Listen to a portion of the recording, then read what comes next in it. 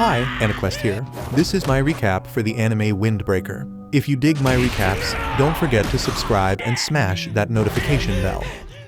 The story begins as we watch someone barely managing to stay on a tightrope. Students gossip about how he keeps getting into fights and how he nothing but trouble. Even the parents talk about how dangerous he is. Everybody thinks he is too dangerous to even look at. But that's just how it is because everybody knows he doesn't know how to deal with folks. They straight up diss his looks, saying he won't even dye his hair black. They even have a problem with the color of one of his eyes, claiming he must be cursed. Everybody thinks he is nasty, and the kid eventually falls off the rope. We then see our angry protagonist for the first time, named Sakura.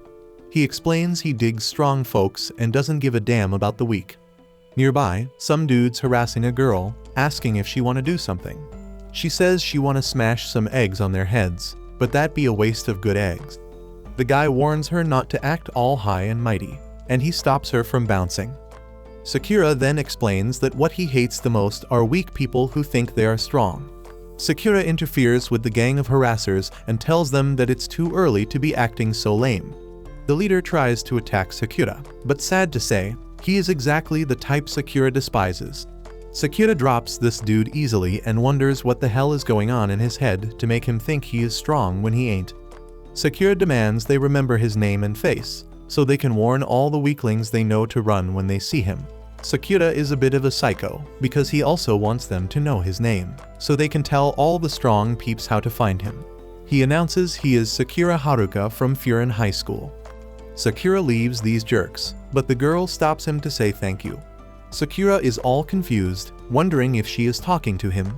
She confirms she is, and Sakura is straight up clear about the fact that he ain't doing that to save her. He only smacked those dudes because they were annoying the hell out of him. Sakura turns down her offer to grub, but she ends up feeding him anyway. She can tell he ain't from around here and ain't too many peeps visiting this spot.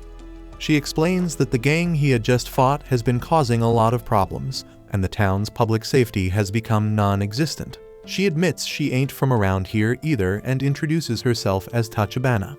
Sakura can't wrap his head around why she is being so nice because most folks would be scared of him, especially after he just beat up 5 guys. Sakura reluctantly chows down the food when she asks him to, but he is blown away by how damn good it is. He wonders if her joint gonna take off, but she corrects him because the dummy is trying to say takeout. Tachibana pointed out his eye and hair colors were all messed up, and he wondered if she had beef with it. She is more amazed than anything, but paranoid Sakura thinks she wanna throw down. Sakura is surprised because normally peeps are disgusted by his looks and demand he dye his hair. Sakura break it down that looks don't mean shit in a fight, and that's why he came to Furin. Furin knew for having students with the shittiest grades, but they are also the illest fighters. They are the ones who slip through the cracks at other schools and end up at Furin. They straight up brawl every day to decide who is on top. They are so dedicated to fighting that they even throw down on holidays, and Sakura is dead set on becoming the top dog. Tachibana peeps out that Sakura has some high-ass goals, but Sakura straight up admits he is dumb as a brick, and fighting is all he knows. But to him, ain't nothing sounds better than scrapping his way to the top, and this place was the perfect fit. It doesn't take long for Tachibana to figure out he is already in school uniform when school ain't starting until tomorrow. It's because he's all hyped up. The embarrassed Sakura explains that he just moved, so he didn't have anything else to wear, but she just teases him more. Our hero Sakura resorts to fighting as always and demands that they take this argument outside. Just then, Tachibana peeps a customer forgetting his bag, but Sakura reminds him. As Sakura bounces home, he can't help but think about how damn weird that whole encounter was. The old man hooked him up with some candies and told Tachibana to thank him. Sakura ain't used to all that praise, so he straight up thinks the whole damn town's weird, including Tachibana. He points out he is rocking the uniform of a school full of troublemakers, and his appearance is hella strange too. It doesn't add up for people to be thanking him. Regular folks would be on guard around him and not trust him. Sakura once found someone's wallet, and they straight up accused him of stealing it. Just then, Tachibana explained that Sakura made the right call coming to Furin, but sadly, there ain't no damn way he gonna be the top dog. Shockingly, she straight up says he might not even beat anyone there, let alone be the top dog. Sakura pointed out she got no damn clue how strong he is. She admits he might have them strong-ass muscles, but explains he still won't be able to be the top dog. The problem he has is that he is all alone. Sakura is getting mad as hell and declaring he ain't that damn weak to rely on anyone else to win. As he leaves, Tachibana clarifies she ain't talking about physical strength. She suggests he go meet some Furin kids because then he gonna stand out. Nearby, a group of hoodlums wreak havoc, and some poor lady calls someone for help. Sakura bumps into the same dudes from earlier, and the leader is surprised that he came. He straight up calls our boy Furin trash, but Sakura just brush him off. The leader peeps that he ain't forget Sakura's face and starts clowning him about his appearance. This dude is shaken when he realizes Sakura's hair and eye color are real. They thought he was just doing some messed up cosplay, but he points out that it being real is even more disgusting. Sakura grinned because this was the reaction he used to get to his appearance. This the disgust he did get used to, but it's all good because he done gave up on that shit. Sakura still wanna feel like he has some worth though. If he can beat whoever is standing in front of him, then he can feel superior. The problem is that Sakura can't stop thinking about how Tachibana told him that he wouldn't be the top dog because he is alone. The leader declares that his gang will start a war against Furin for Sakura punching him, but Sakura isn't even listening. He all focused on Tachibana's words as he punched the leader again and declared he ain't the one dodging people. Sakura let out his true feelings about his appearance. It doesn't make any sense how people act. He knows better than anyone he looks strange, but he never did anything to the people who diss him. This is just who he is. Sakura starts beating down this huge group of thugs. In his mind, as long as he is the strongest and the best fighter, he will be the top dog. Being alone doesn't mean shit. The gang tries to jump him all at once, but it's useless because Sakura is way more skilled than them. Sakura straight up took on any fool getting near him, and the fight was somehow lopsided as hell even though he was outnumbered. Just then, one of them thugs go and snatch up Tachibana, but he pays a damn high price for that dumb ass move because Sakura straight up knock his ass out. Tachibana showed her gratitude, but Sakura gotta break it down once again that them punks just pissed him off. They tried to pull a knife, so he told them idiots to keep the fight fair. One dude tries to creep up on him, but he ends up learning a really valuable lesson. Sakura kept fighting off more of them, but he was stuck defending Tachibana in one spot. He wonders why the hell he is defending her in the first place and reminds himself that helping others never ends well. Still, Sakura keeps holding it down for her, but eventually, one of the thugs uses the knife to slice his leg. Sakura is in a really messed up situation now and think about how that's exactly why he doesn't defend folks. He once again questioned why he decided to help her and get ready to take a bat to the dome. Just then, someone steps in and stops the attack, and Sakura notices this stranger rocking a Furin uniform. This dude shockingly blocked the bat with his back and told Tachibana not to tell a certain person that she was in danger. This guy wiped out the bat wielder and straight up told them punks they did mess up this whole damn town. His buddies arrive, and the guy furiously tells the gang that they're in big trouble. Backup has arrived, but they were disappointed to see so few opponents as they didn't all need to come to fight. Sakura is in absolute shock because he can't wrap his head around why Furin is saving his ass. The thugs are straight up scared shitless when they see this dude named Hiragi, but they think they got this in the bag because they got way more numbers. Hiragi tells the others to handle these fools quickly, so they start straight up wrecking them.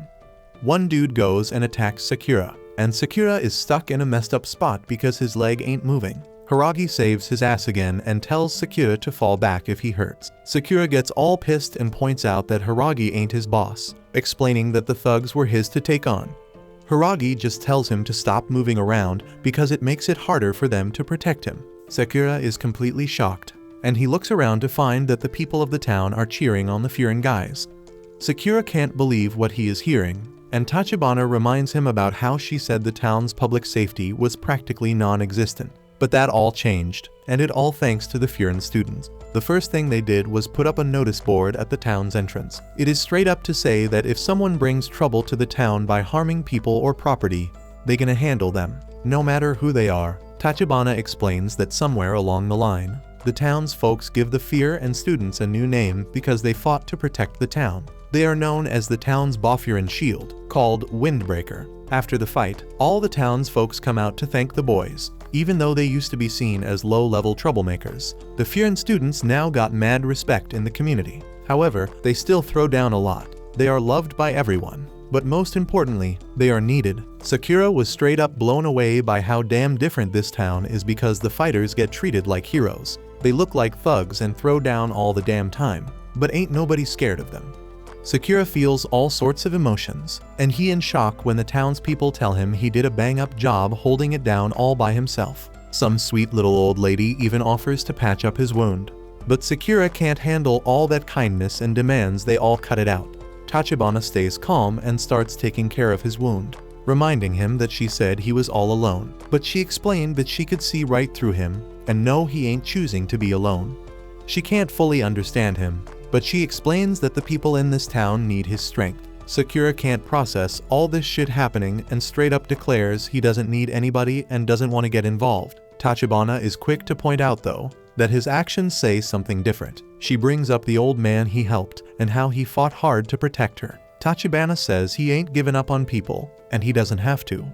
At the very least, she declares that she won't turn her back on him, so she asks that he turn toward her as well. Tachibana is sure this is the way he gonna become who he wanna be. Sakura is still struggling to accept it all, but he makes a wild dash toward the others. He leaps into the air and points out how the delinquents seem to be playing hero now. He admits all this talk about being the town's shield sound damn cool, and he straight up wreck the gang leader who has been terrorizing the town. Everybody watches in shock, and Sakura wonders if peeps are really gonna stick by him there. We find out that this is the story about how a low-level outcast who only knows how to fight becomes the hero of the town. After a while, Sakura rolls up to Tachibana's restaurant, all pissed off because he gotta carry Grandma Sato on his back. He's worried she's gonna hurt herself getting off, but he just tells Granny to hurry it up. But damn, Grandma Sato surprises him with her smooth dismount, and Sakura's fuming because she told him her hips hurt so bad she couldn't walk. The old lady thanks him, but Sakura still ain't sure how to handle all that kindness. Tachibana stops him from bouncing and serves him some grub because it's his entrance ceremony today. It's still mad early, so she determines again that he all pumped to go to school. Sakura denies it, but she completely understands, since Furin got a lot of interesting characters. Just then, this kid named Nairi shows up and straight up faceplants. He asks Tachibana what she thinks of his new uniform, but Sakura points out he's still got the damn tags on his jacket. Nairi manages to rip them off, and Tachibana lets Sakura know they're gonna be in the same grade. Nairi notices Sakura's wild hair and eye, and Sakura thinks he got a problem with it. Nairi is surprised by his attitude and figures Sakura must be going through some tough shit at such a young age. Nairi tries to figure out why a nobody like Sakura ended up in their town. Sakura's insulted, but Tachibana assures him that Nairi acts like that with everyone. Nairi gets all hyped and tells Sakura that Furin High ain't no regular school. The peeps in Bafurin stand up for the locals, protect the weak, and crush the wicked. They some straight up heroes of justice. Everyone who comes to Furin wanna be like them and protect the town too. Nairi's one of them, but he wonders why someone with no ties to Furin like Sakura ended up there. Sakura lays it all out and reveals he there to take the top spot. Protecting the town is cool and all, but there's a whole bunch of strong folks there, and Sakura just wanna be the best among them. Nairi gets all serious and tells him not to talk big if he can't back it up, but his reason for saying that is cause he's scared Sakura gonna go bald. Sakura's done with his little comedy act, so he demands they throw down. But it's getting late, and Nairi got a dip because he wanna do 3 rounds of town patrol before the entrance ceremony. He declares that from today on, he gonna be a hero of justice, but damn, he is showing off how clumsy he is as he heads out. Tachibana straight up notices how hilarious this kid is, but Sakura can't believe a total dork like him wanna be some hero of justice. Tachibana's mad surprised to hear Sakura talking about someone's looks, but Sakura means these dudes like him, always chicken out when it comes to throwing down. To Sakura that's the lamest thing ever. Tachibana says it's just his assumption, but Sakura explains he's seen it go down way too many damn times. Then Tachibana drops some knowledge on him. She points out that the coffee fruit looks way different from the beans she got in her jars. The lesson is, if you only see things from one angle, you ain't never gonna see the real deal. She thinks Sakura shouldn't be so quick to judge and tells him to get to know people better, so he can see who they truly are. Sakura really takes that lesson to heart. but he just thinks she means Nairi is a badass fighter. Tachibana's mad disappointed, wondering if fighting is the only thing he cares about. After Sakura bounces, he still thinks he's onto something. And out of nowhere, someone stops him and offers him some free bread. Dude's hella confused, so the baker explains that the Furin kids always help the town, and he wanna give back. They recognize Sakura as the dude who stood up to the gang the other day, and everybody's talking about him. Sakura doesn't know how to handle the praise and dips, but they insist he takes some sandwiches for lunch. While Sakura's cruising through town, he notices mad other people feeling the same way. He can't figure out what the deal is and wonders what's wrong with all these people, acting way too nice to a guy like him. But then Sakura realizes he was just assuming they'd treat him like crap. Right then, Sakura gets shocked when a girl begs him for help. In some sketchy alley, Nairi gets straight up beat up because he tried to stop some dude from hassling a girl. The guys mock him saying he ain't gonna protect the town, because he's the one who needs protection. Nairi tries to make them take it back, but they just push him around. Then those guys get hella surprised when Nairi declares that anyone causing pain or messing up the town is gonna get wiped out by the Boffurin. They all start laughing, saying only dudes in superhero shows talk like that. The leader gets really annoyed and says it doesn't matter if Nairi's a windbreaker. He's the one getting wiped out. Dude's about to attack him, but Sakura shows up right on time to help Nairi. Nairi's mad shocked and wonders why Sakura's saving him, but Sakura doesn't even pay him any attention. The bullies are laughing because Sakura steps in to save his buddy, but Sakura's insulted by that. He reveals it ain't true, and he just hates weaklings that think they strong. Sakura straight up declares that it makes him sick, so the bullies decide to show them what they got. Nairi fears for his safety, because he is sure Sakura can't take them on his own, but ain't nothing to worry about, as the guys are knocked out just a second later. Nairi can't believe his eyes and wonders who the hell Sakura really is. Nairi's straight up scared of him now, but he still thanks Sakura for the help. Nairi's pretty sure Sakura must be disappointed to see someone like him at Boffurin and attending Furin High. But Sakura just points out he wasn't saving him. Sakura calls him a typical poser, and he warns Nairi to know his limits and what he's truly capable of. Nairi spills his story of getting beat up in middle school all the time. Then one day, someone from Furin came to his rescue, someone he'd normally be scared of.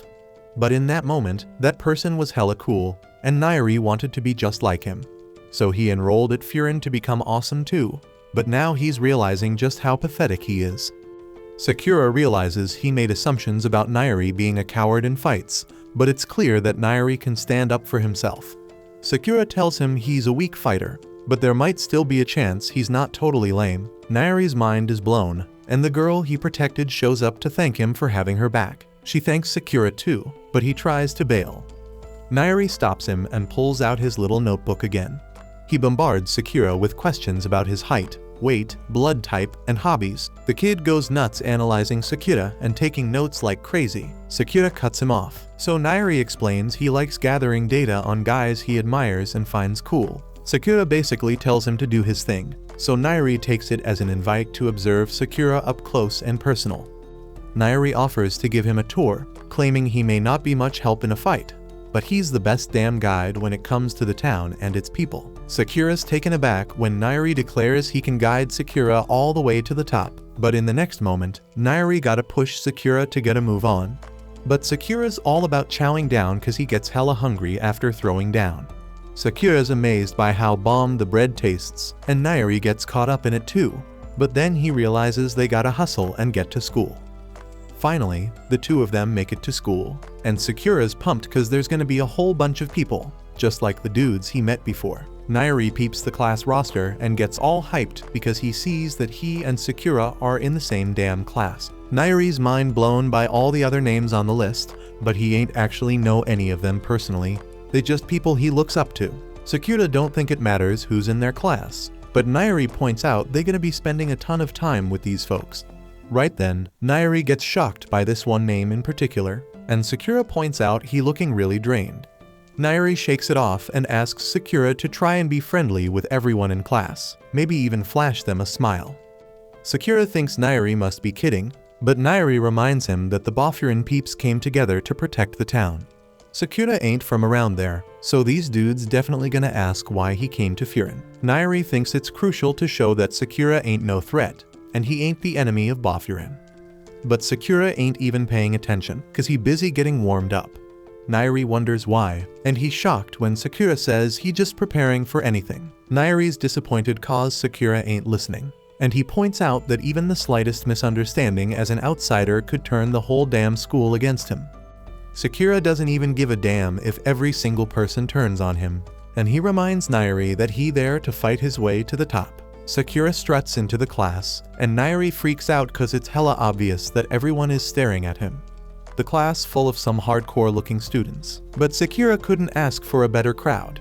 One student knows who Sakura is, but Sakura's on high alert. Nairi apologizes for him and instantly recognizes the student from his book. Then this kid says he's Jack Sparrow. Sakura falls for it at first, and Nairi had no freaking clue this cold-looking dude could be such a prankster.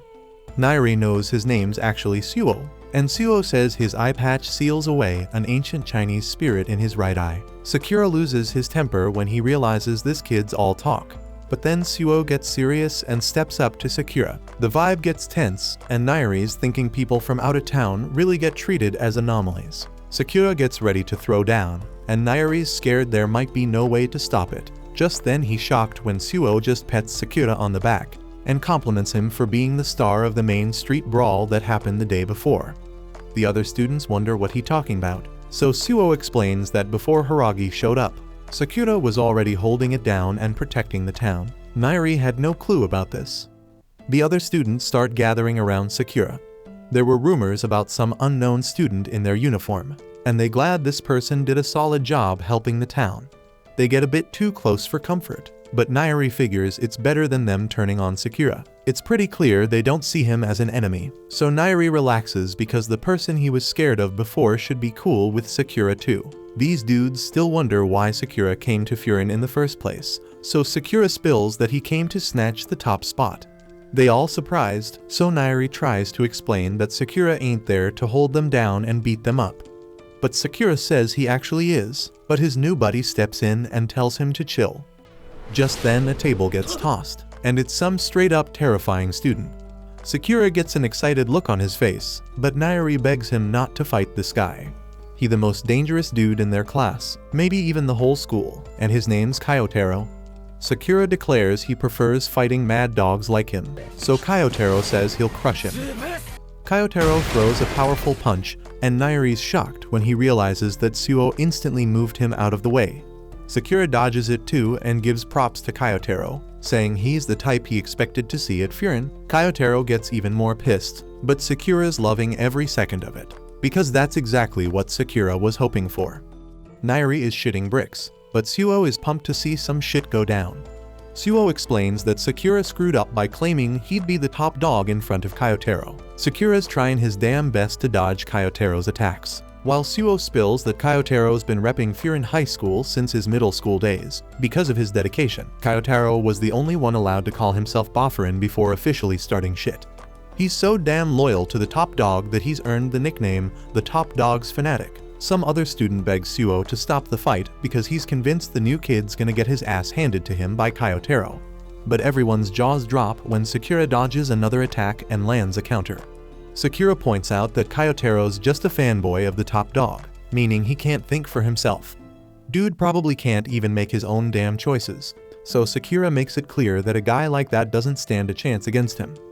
Kyotaro, all bloody and pissed off, ain't backing down. They're about to throw down some more, but then some announcement interrupts them.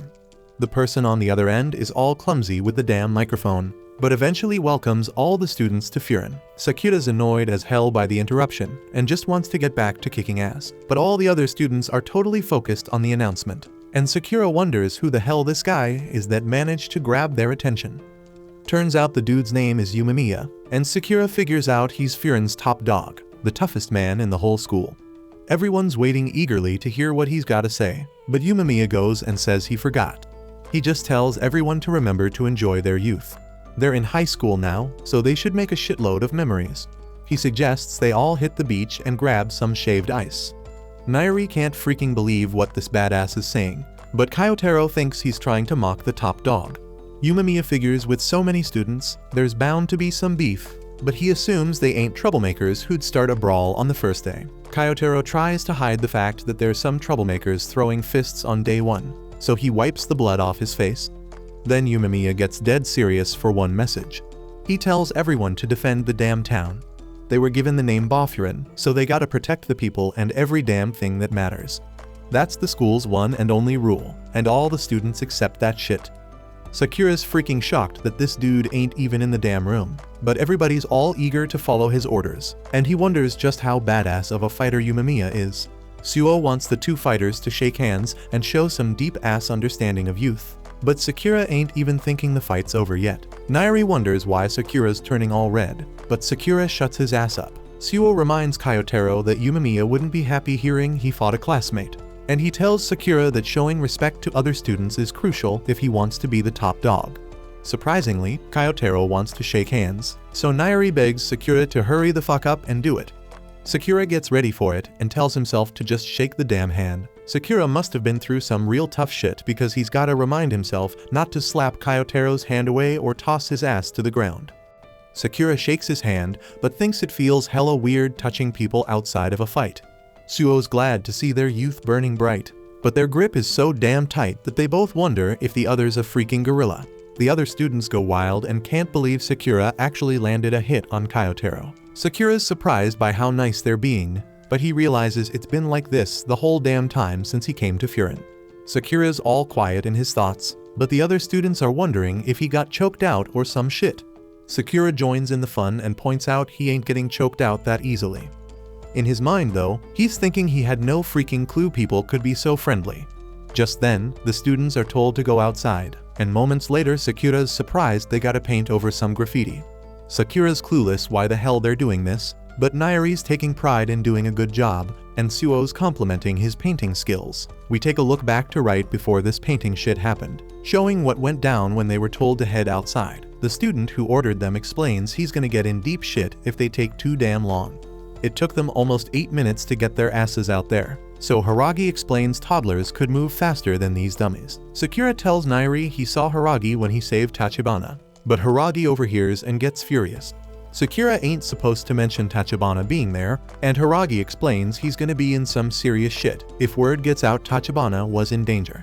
Haragi straight up threatens that some messed up shit will go down if Sakura doesn't listen, but it turns out all he does is start coughing up blood.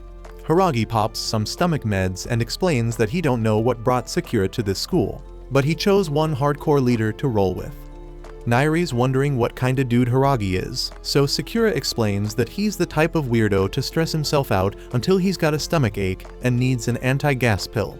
Nairi's taking mad notes on Haragi and says it's because Haragi's one of the school's 4 kings. Yumamiya's sitting at the top of Boffurin, and right below him are his generals, the 4 kings.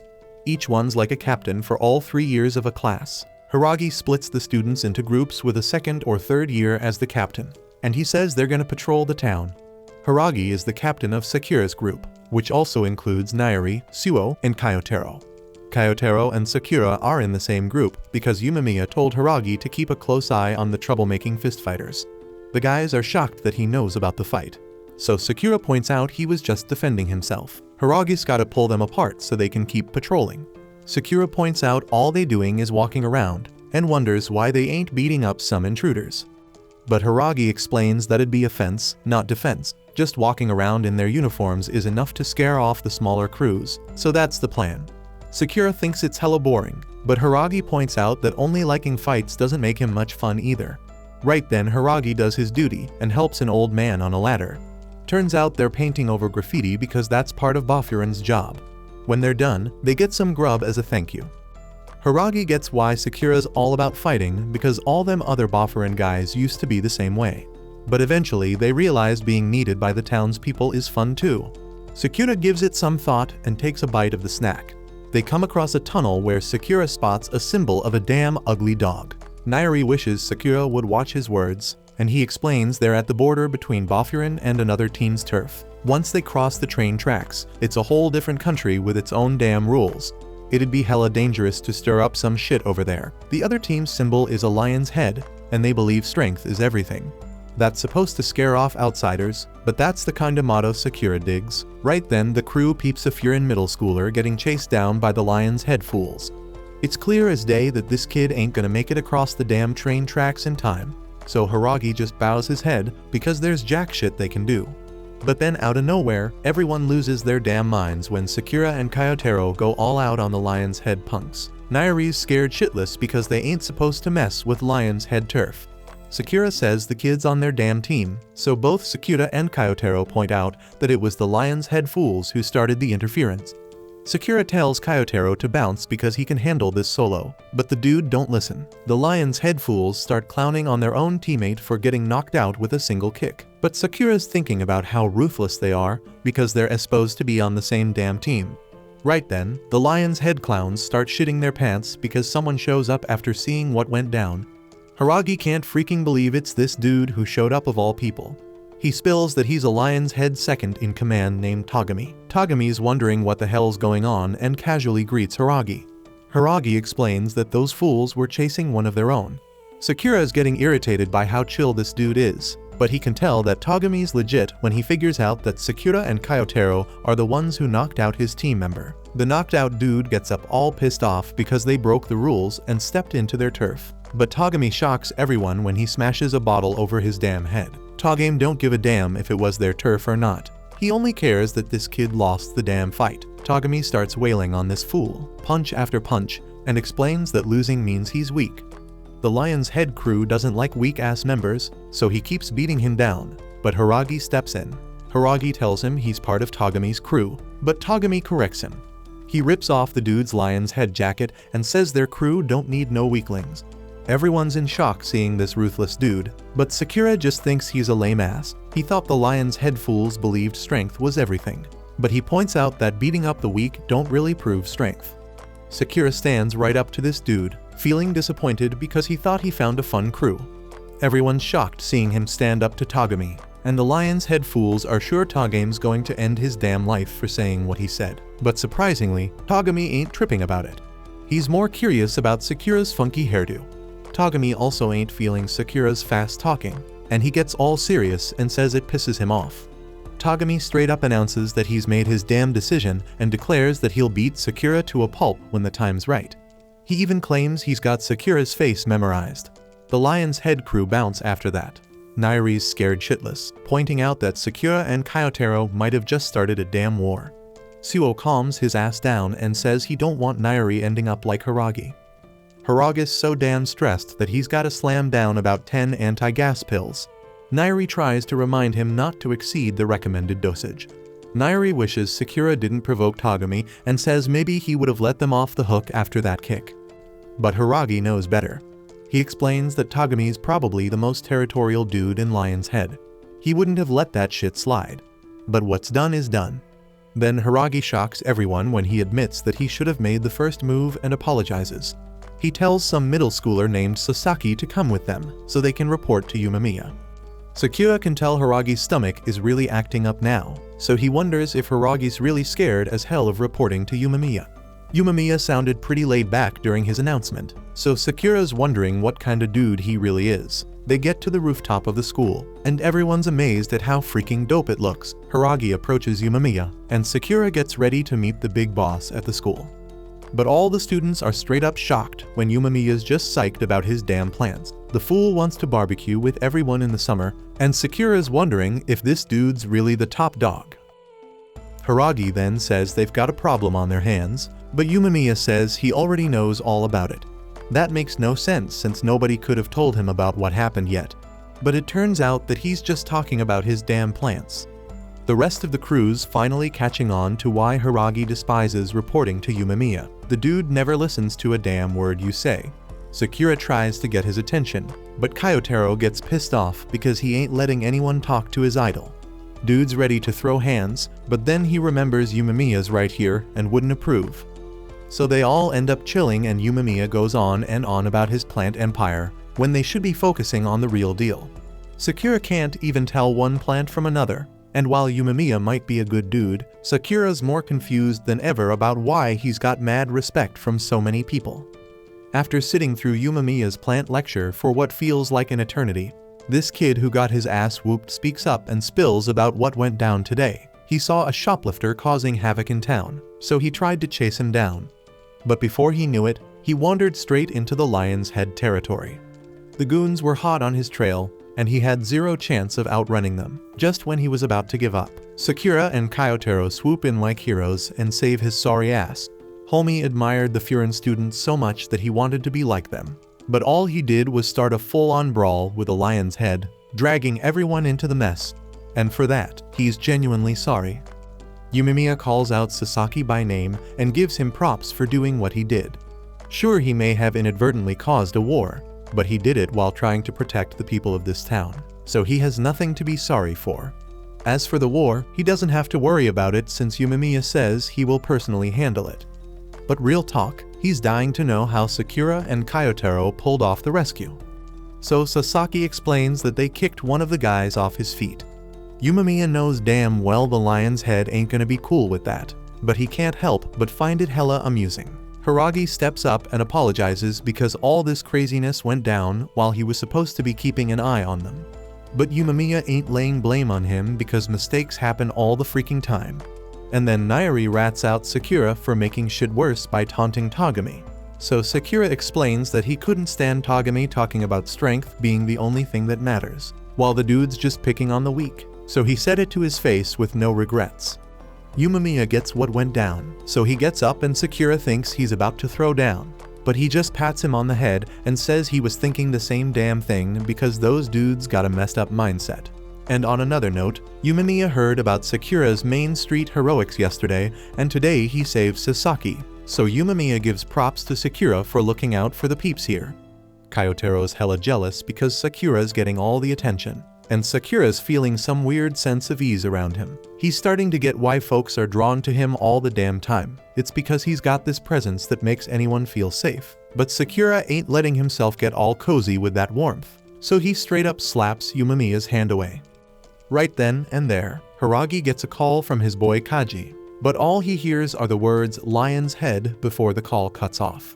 Yumemiya asks if something's up, but before they know it, they hear a voice on a megaphone. They all look down to the courtyard and see some dude dragging one of the students who knocked the hell out. He claims he's the top dog of Shishitoran, otherwise known as Lion's Head, and his name's Tomiyama. This dude's come here today and kicked the shit out of hella Furin students because he wants to have a fair and square brawl with Yumemiya. And his smile shows just how damn pumped he is for it. Nairi's losing it because the leader of Lion's Head's here in the flesh, while Sakura's getting all hyped because he knows Tomiyama gotta be stronger than Togami. Just then, Sakura feels this crazy presence behind him, but he can't quite put his finger on it. So when he sees Yumemiya bouncing, he starts tailing him, and the others follow too. Once they're all outside, Yumemiya tells them to stay the hell out of this one. But Sakura being Sakura and insists on throwing down. Yumemiya gives him a cold-ass warning, straight up saying he don't repeat orders twice. Sakura's hit with a wave of obedience because he knows he would have caught a fist to the face if he talked back just now, but he's clueless as to how Yumemiya's whole demeanor switched up so damn quick. He steps up to Tomiyama and calls him out for still holding on to one of the Furin students by their hair, but Tomiyama just brushes it off and straight up laughs in Yumemiya's face about what he did. Sakura's thinking this dude must be hella strong or straight up crazy to have the balls to diss Yumemiya to his face like that. And all he really wants right now is to go head to head with Yumemiya, one-on-one, because he's got a legit reason after what Sakura and Kyotaro pulled. Yumemiya just stays chill while Tomiyama keeps circling him, still begging for a fight like a kid who wants to go party. But then Yumemiya speaks up and says that while it might be true that Furin started it by knocking out that dude under the bridge, Tomiyama has gone way harder in retaliation, so he thinks they can call it even now. Tomiyama agrees that what he's done is enough to at least call it even for now. But that doesn't mean things are settled as he throws a kick at Yumemiya's face. Yumemiya catches it, but Tomiyama wasn't actually trying to sneak attack him. He just wants to start more shit, so he has a reason to throw down with Yumemiya. It doesn't make any damn sense why he's so hell-bent on fighting. So Yumemiya asks him what his endgame is. Tomiyama says it's not necessarily because he wants a brawl, but because he wants Yumemiya. Over at Lion's Head, he's been mad lonely ever since he took the top spot. But Yumemiya, on the other hand, has mad friends to kick it with. So Tomiyama came up with a logical solution.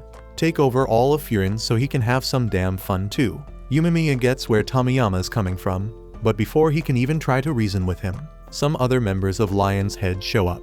While Tomiyama's all confused as to why they're here because he didn't call for backup. They straight up tell him it was a dangerous move to go solo and attack Furin High like this. Sakura and the others step up to join Yumemiya, and even though he tells them to fall back again, Sakura stands his ground because while he respects a fair duel, he won't stand for a jumping. Tomiyama's getting frustrated because he was about to have a legit showdown with Yumemiya, so he wants everyone else to bounce already. But Togami doesn't think a duel's gonna go down today, especially with the whole damn student body watching them. Yumemiya peeps what's about to go down, so he shouts for all the peeps in the classes to stay put as he steps forward, saying he'll take on Tomiyama in a duel like he wanted. He just wants him to tell his crew to back off so shit doesn't get messy. Tomiyama's all stoked to finally get his match. But then some punk from Lion's Head starts dissing Yumemiya, calling him a softie, and that sets off Kyotaro, who can't stand no Yumemiya haters. Then another one starts clowning Suo, saying he's so basic he needs accessories to stand out. But with how he holding his hands like an anime girl pose, Suo just finds it cute as hell. Togami steps in, telling everyone to chill for a second. Then he tells Tomiyama that if he really wants a duel, they should save it for another time because it's getting dark already. If they start fighting in the dark, they won't be able to fully appreciate how badly they beat down the Furin students. Sakura fires back, saying the only face getting smashed in will be Togami's face. And since Tomiyama can see there's some serious tension between those two, he suggests they turn the duel into a team match instead. They can have a bunch of one-on-one battles, with Yumemiya facing off against Tomiyama, Togami against Sakura, Kyotaro against Yukinari, and finally Suo against Kanema. Yumemiya ain't having it, saying if it's a duel he wants, the two of them are enough. But now Tomiyama wants to turn it into a full-on tournament because that sounds way more fun to him. Sakura and the others agree to the terms, but just when they think it's settled, another Lion's Head dude shows up and wants in on the action.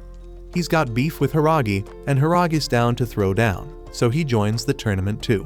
With everything sorted, Tomiyama declares that the fate of the Lion's Head crew is on the line, so they better in their best and have fun.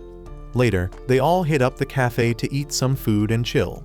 And Nairi's freaking out because he thinks they're in some deep shit. Sakura's getting real tired of Nairi's whining, but he's the one who started this whole mess in the first place. Tachibana brings over some food and tells Nairi there's no point stressing so damn much because it ain't gonna change a damn thing. But Nairi's got a good reason to be worried, because if by some horrible turn of events Yumemiya actually loses, Bofurin might go down the drain. Tachibana sticks to her point, saying worrying won't change shit either way, and he should know damn well these guys ain't weak enough to lose to Lion's Head that easily. Sakura straight up demolishes his food like a freaking beast, and once he's done, he asked if he could dip for the day.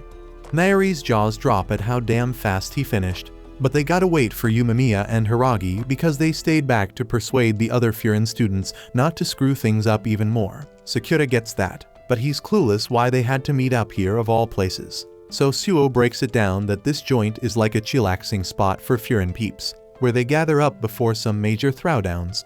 And just when he says that, Yumemiya busts through the door and starts fawning over Tachibana. Sakura thought this meant she was his girl, but they both denied it. Yumemiya instead said Tachibana was his darling little sis, but she denied that too, leaving Sakura all kinds of confused about what the heck their actual relationship is. Tachibana's feeling embarrassed to say this, but she explains that she and Yumemiya grew up in the same orphanage, and Yumemiya just randomly decided she's his sister at some point with no questions asked. Sakura doesn't find it all that weird, but he's a bit shocked to learn that she's the little sis in this equation.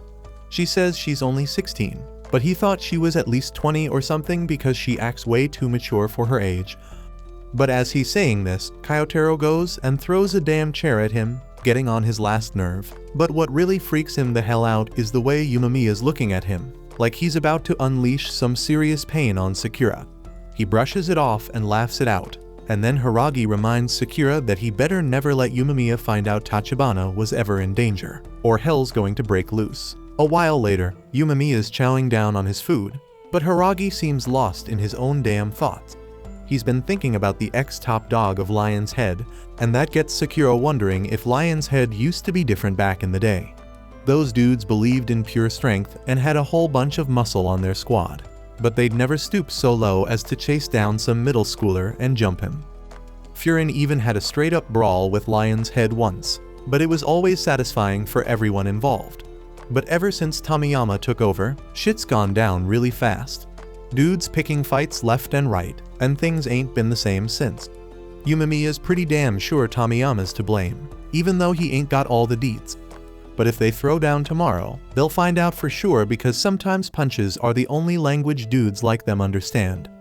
When it's closing time, Tachibana shuts down the shop, and everyone's about to bounce, but before they leave, Sasaki takes a moment to formally thank Sakura for stepping up and saving his ass when he was in deep shit, and of course, Sakura gets all embarrassed again, like a shy little puppy. The next morning, they all roll up to the bridge and step into Lion's Head territory for the tournament. And there Tomiyama and the rest of the Lion's Head crew are waiting, ready to kick things off. Tomiyama is all pumped up leading the way, and the Bofurin crew is following suit. On the way, Sakura spots that the whole damn place is filled with bars. Nairi explains it gets very crowded at night, but it's also hella dangerous. Sakura just now realizes why Nairi is there and points out he ain't in a one-on-one fight. Nairi straight up declares he is there because he is a Bofurin member. Even if he can't protect others like them, he at least want to protect himself. Nairi asks if he can learn by watching. Sakura gets all pissed and tells him to do whatever the hell he wants, but Suo can tell Sakura secretly feeling flattered. Hiragi gets all worked up about that and wishes they'd show some damn nerves about the fight. Yumemiya tells him to chill a bit and mentions the newbies got mad potential. Tomiyama leads them further into the area and Togami formally welcomes them to Orion, the secret lair of the Lion's Head. Nairi peeps his lil info book and explains to the others that the Lion's Head lair used to be a movie theater called Orion, but it went belly up. Nowadays they call it Ori like a cage. They all step into the theater, and the Lion's Head crew cheer like crazy as they announce the fighters about to enter the arena, the crowd going wild and unruly, so Nairi was straight up terrified. Suo gets why they call it a cage now because this place is a damn den of wild beasts.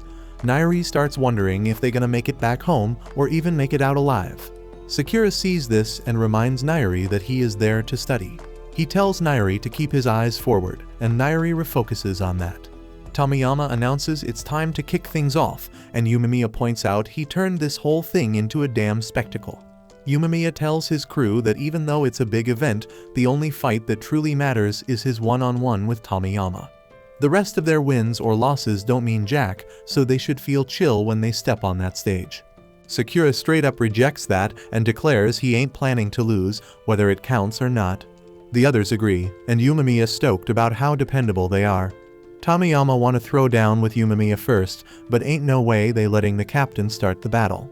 The blonde dude want to go first because he has been shooting daggers at Kyotaro with his eyes the whole damn time. Everybody is cool with it, so they head to the stage. Sakura reminds Kyotaro that they still got unfinished business. But if he loses to sorry-ass losers like these dudes, Sakura doesn't want to fight him ever again. Kyotaro, as always, ain't got no words and just heads to the stage. The blonde dude's name is Yukinari, so Nairi looks him up in his little book. Yukinari is known for being a heavy hitter, breaking ribs with just one punch. Suo tells them not to worry though, because Kyotaro is pretty much the same. But Yumemiya straight up shocks them when he says they ain't even in the same league. On stage, Yukinari annoyed by Kyotaro's stare. He pulls a dirty trick to distract Kyotaro, faking something bad happened to Yumemiya. Yukinari takes advantage and lands a punch, calling Kyotaro an idiot for losing focus in a fight. Sakura knows ain't nothing to worry about though.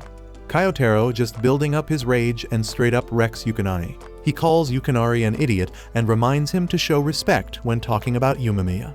Yukinari knocked the hell out, but Sakura was just disappointed by how weak he was. The Lion's Head dudes can't believe he got knocked out so easy and wonder who the hell this Bofurin newbie is. Nairi points out Kyotaro only needed one punch, and the Lion's Head dudes getting concerned. Tomiyama, on the other hand, finding it amusing how tough Kyotaro is. The Bofurin dudes peep them and see how focused Togami is. Now Tomiyama wanna throw down with Kyotaro, so Togami has to tell him to chill and wait for his turn. Nairi straight up stunned by their reaction. They don't give a damn about the dude who lost, they are out here complimenting the opponent.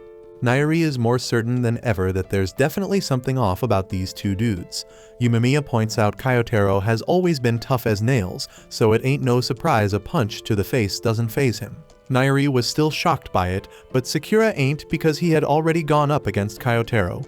The others are stoked because this means Sakura finally accepts Kyotaro's strength, but Sakura is too embarrassed to admit it.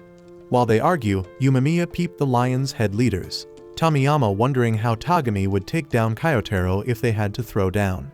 Yumemiya watching closely because Togami is so focused that he doesn't even answer Tomiyama. His seriousness got Tomiyama all hyped for more fighting, so he tell a couple of his dudes to clear the stage. The dudes are tired of dragging Yukinari, so they just decide to toss him off the stage onto the ground. They clowning Yukinari for being so weak and kicking his knocked out body, which makes Nairi call them out for being straight up awful. Nairi is horrified when Sakura tells the two dudes to not even talk near him. He never want to hear them talk about being worshippers of power ever again. And it embarrasses him just hearing wimps like them speak. Suo joins in and points out that kids like them just won't understand till they get defeated. The dudes getting furious and wondering if they looking for a fight. Their anger turns to straight up terror though, when Tomiyama dead serious tells them to step back because they ain't their opponents. Sakura all eager to throw down next, but Suo declares it's his turn to fight the quiet kid. Suo points out his opponent looking hella stressed, so they should get some exercise. The kid named Kanema, and all the Lion's Head dudes cheering him on. As Suo getting ready to fight, he explained he thought Sakura was dumb for aiming for the top spot. Sakura getting furious, but Suo explained he was wrong. He thought Sakura's words were empty and meaningless, but now he knows Sakura actually got some backbone. Suo thinks that's dope as hell, and he gonna give it his all so he can keep up with Sakura. Sakura never knows what to say in these situations, so he just tells Suo to hurry the hell up and get on stage. Nairi searching for info about Kanuma in his book, but Sakura is more interested in learning about Suo. Nairi explains Suo was famous for being strong in middle school. Sakura can tell that just by looking at him, but unfortunately Nairi ain't got no more info. Hiragi explained he heard about Suo quite a bit too, but he ain't got no details about him either. Same goes for Yumemiya, but he could tell from the moment they met that Suo a kind dude. On stage, turns out Kanuma pissed as hell after seeing Yukinari get knocked the hell out. Suo points out that this ain't like the Lion's Head dudes because they treat their own members like crap. Kanuma reveal he had known Yukinari his whole damn life and they always had each other's back. Suo points out he only wheezes when he is a victim, and that's some childish behavior. Suo straight up clowning him, talking to him like he a lil boy, and Sakura thinking about how the look on Suo's face ain't that of a gentleman. Suo's mockery make Kanuma attack, but everybody is shocked when Suo dodge that shit easy. Everybody watch as Suo keep clowning him, suggesting they both start acting like grown-ass adults now. Kanuma is scared as hell because he can't understand how Suo got behind him so damn quick. He decide to attack faster, but just end up getting tossed to the ground. Every attempt at landing a hit fails, and Kanuma getting even more frustrated when Suo keep insulting him. Suo just playing with this dude, and Nairi is amazed because he making it look like his opponent tripping all on his own. The crowd getting annoyed with Kanuma and telling him to stop letting himself get played.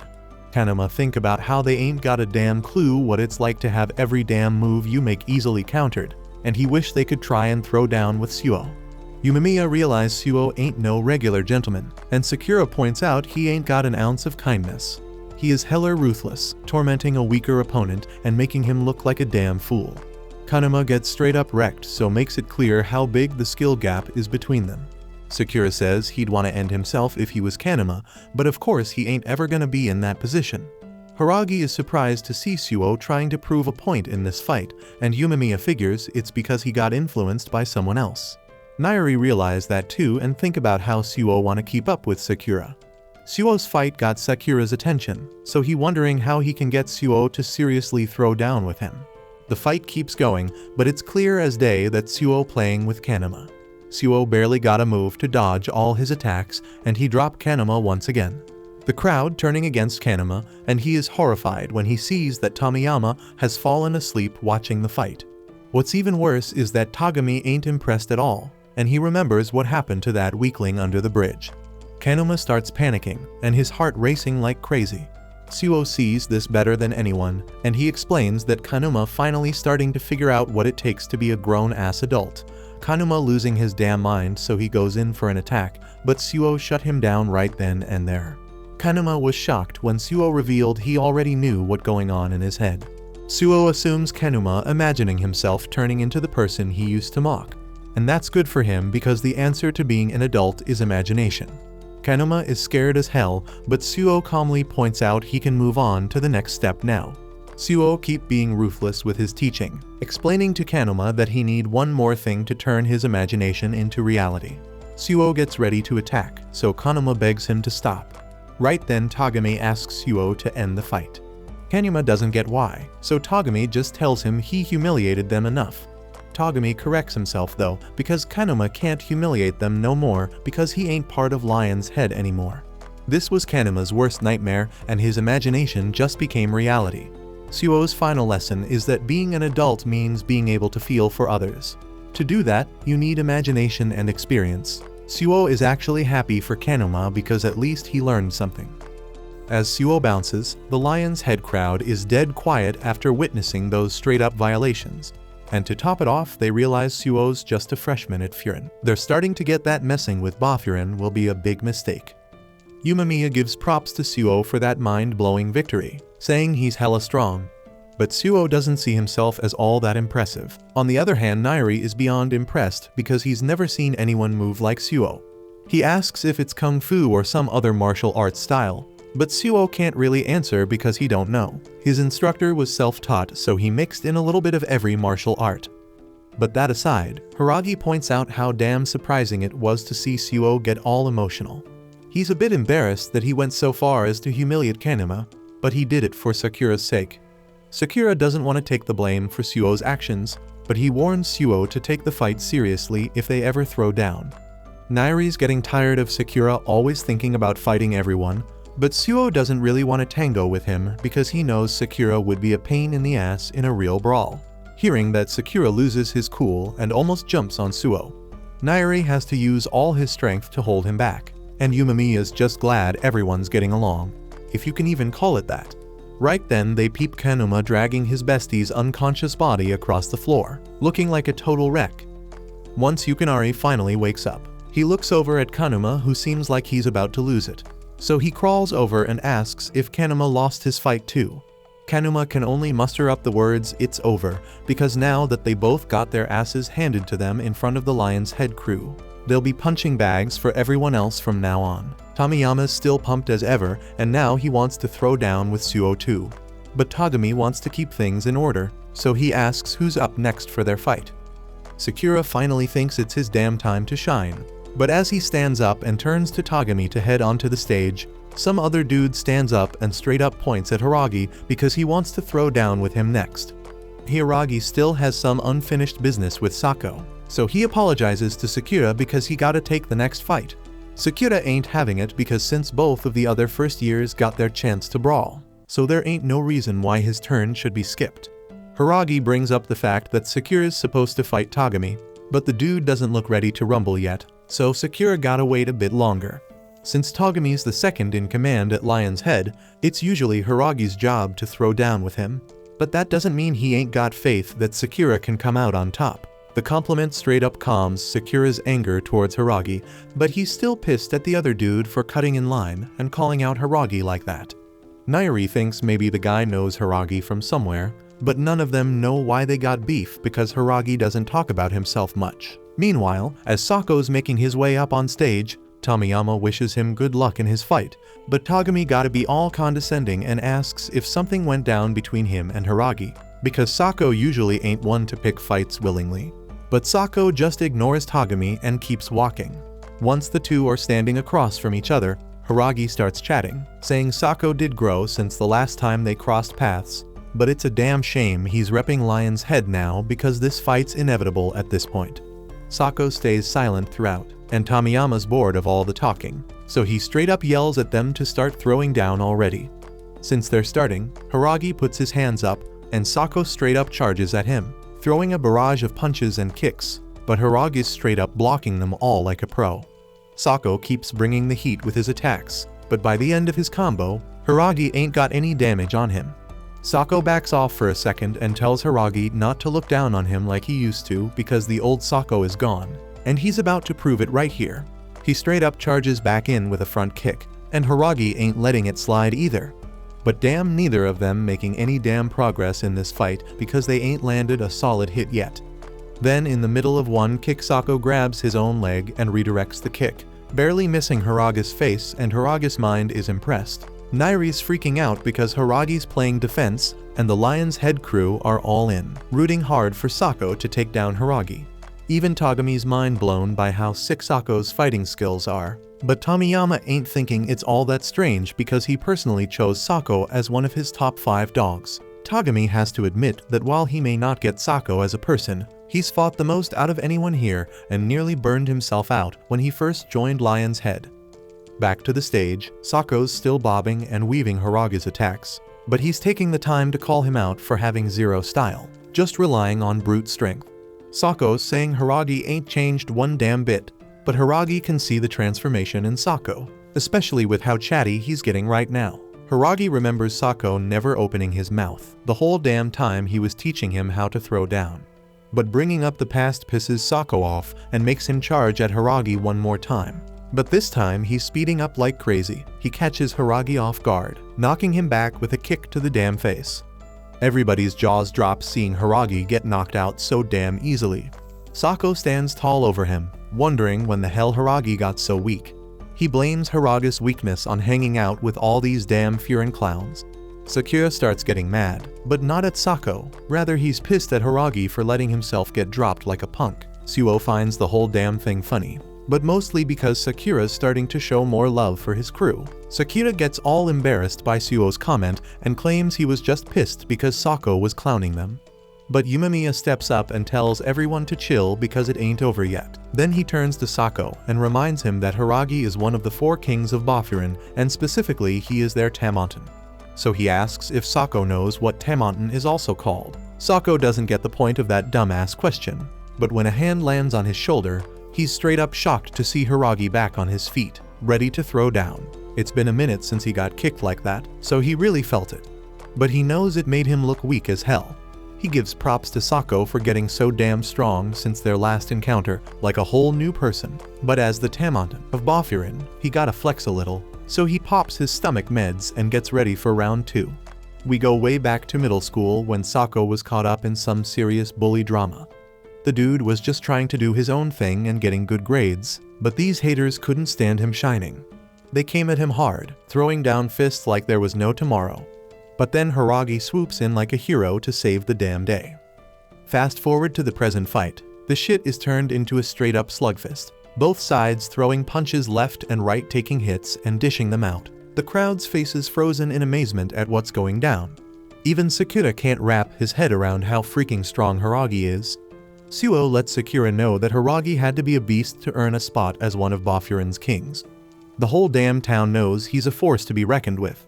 But Suo's convinced that Hiragi cranked it up a notch all because of Sakura. The fight keeps going, and while it seems pretty even, Hiragi starts gaining the upper hand and straight up knocks the focus out of Sako's eyes with a hell of a kick.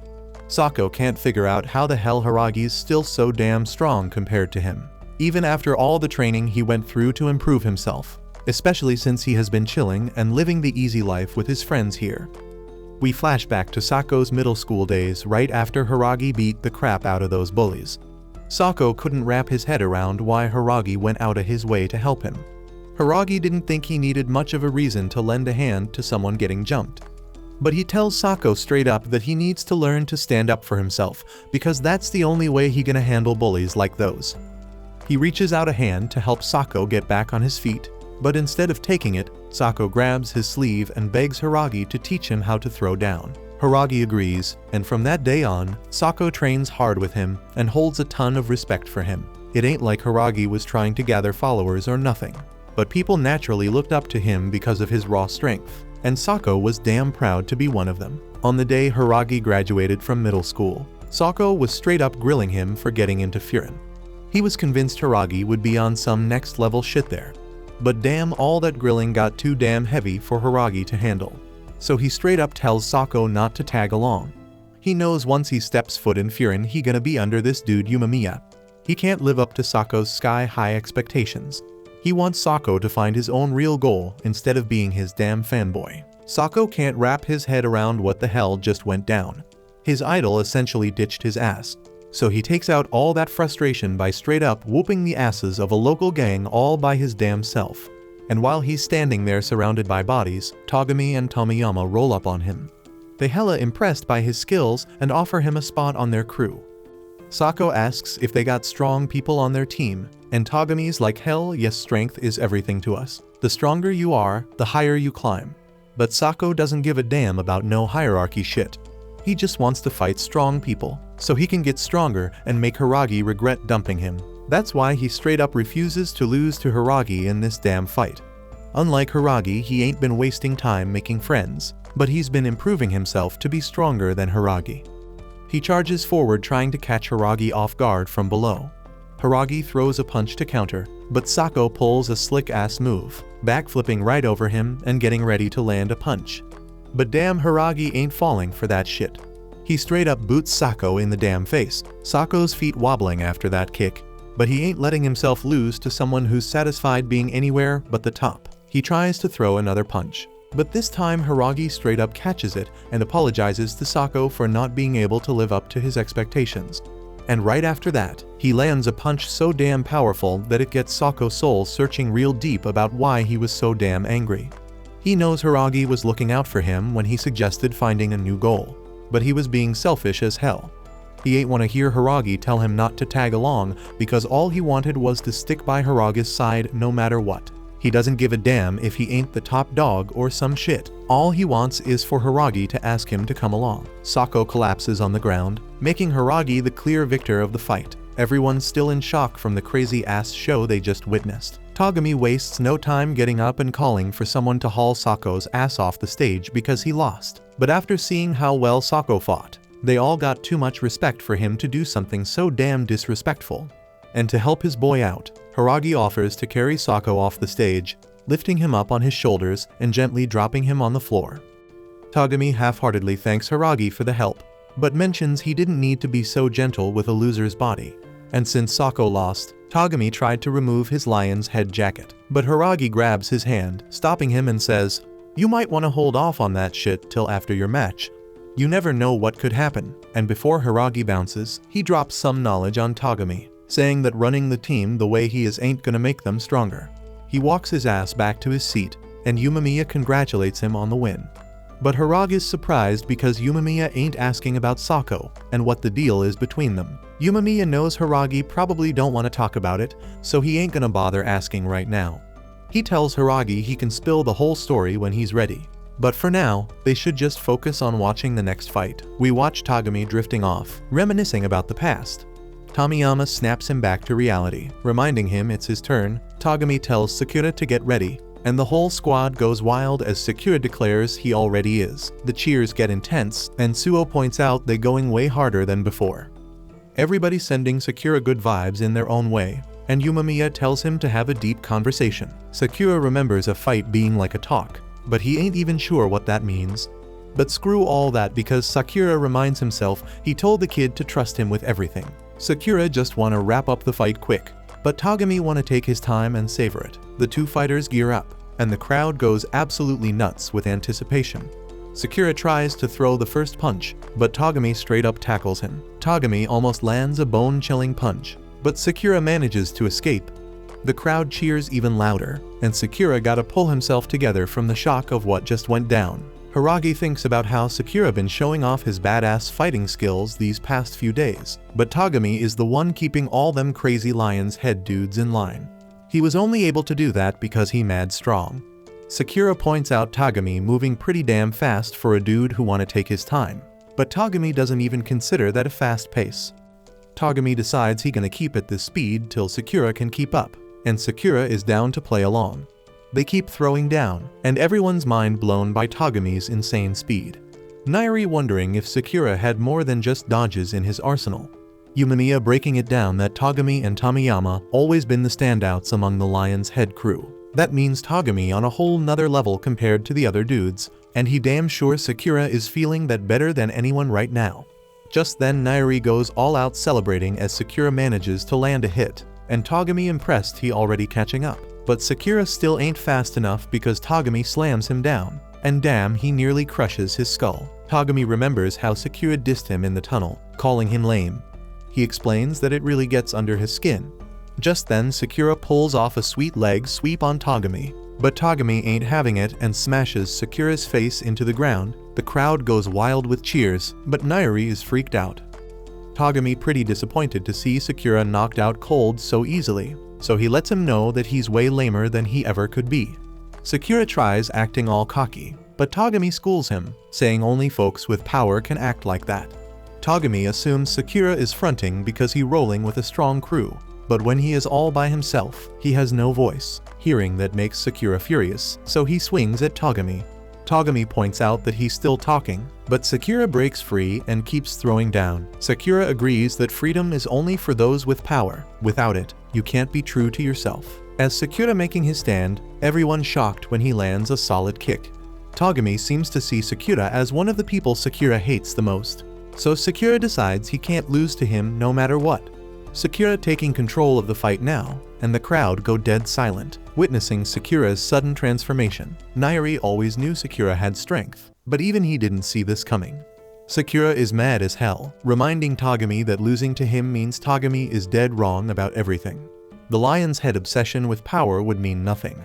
Sakura keeps bombarding Togami with attacks and finishes it off with a mega powerful kick straight to Togami's face, leaving everyone stunned.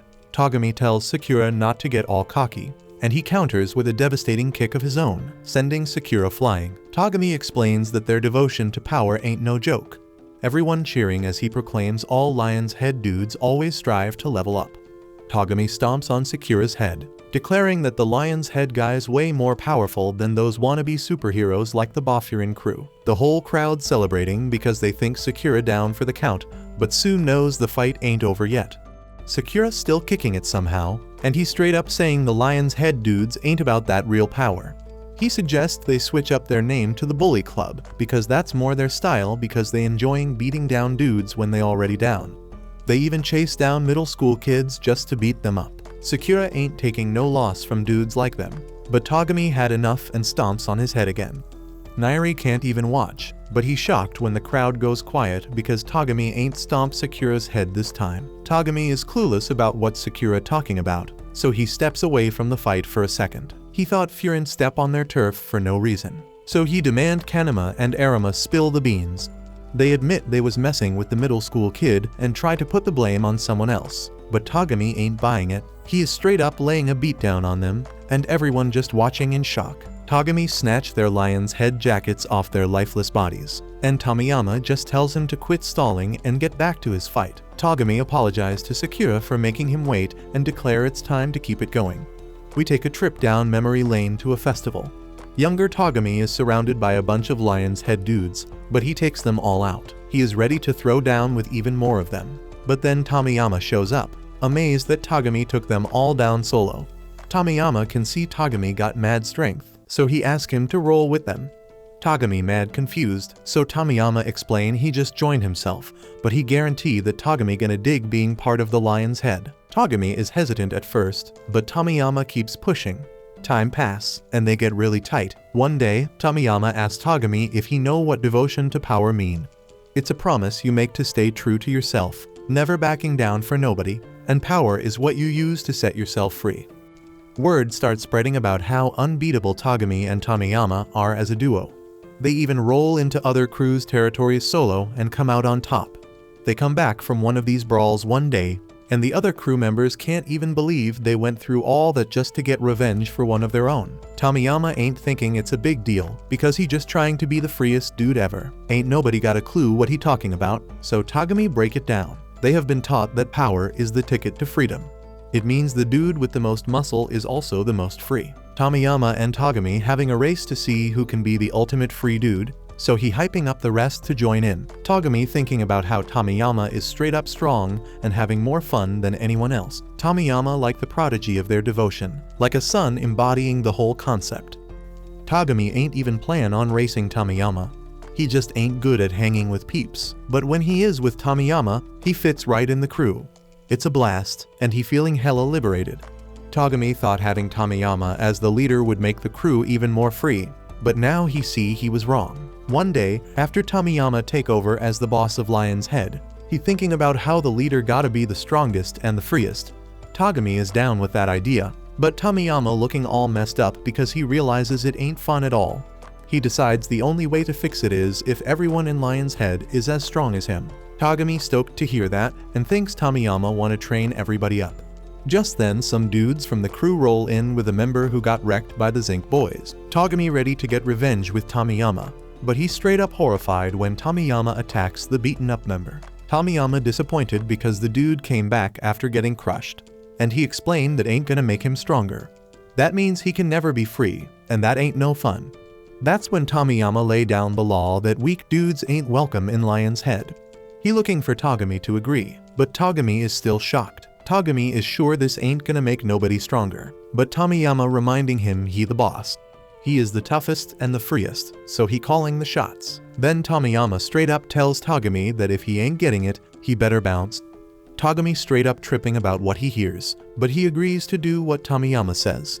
He agrees to spread the word about Tomiyama's beliefs, and he even agrees to lay down the beatdown on anyone who go against them. But Togami got one favor to ask. He wants Tomiyama to always keep smiling around everyone.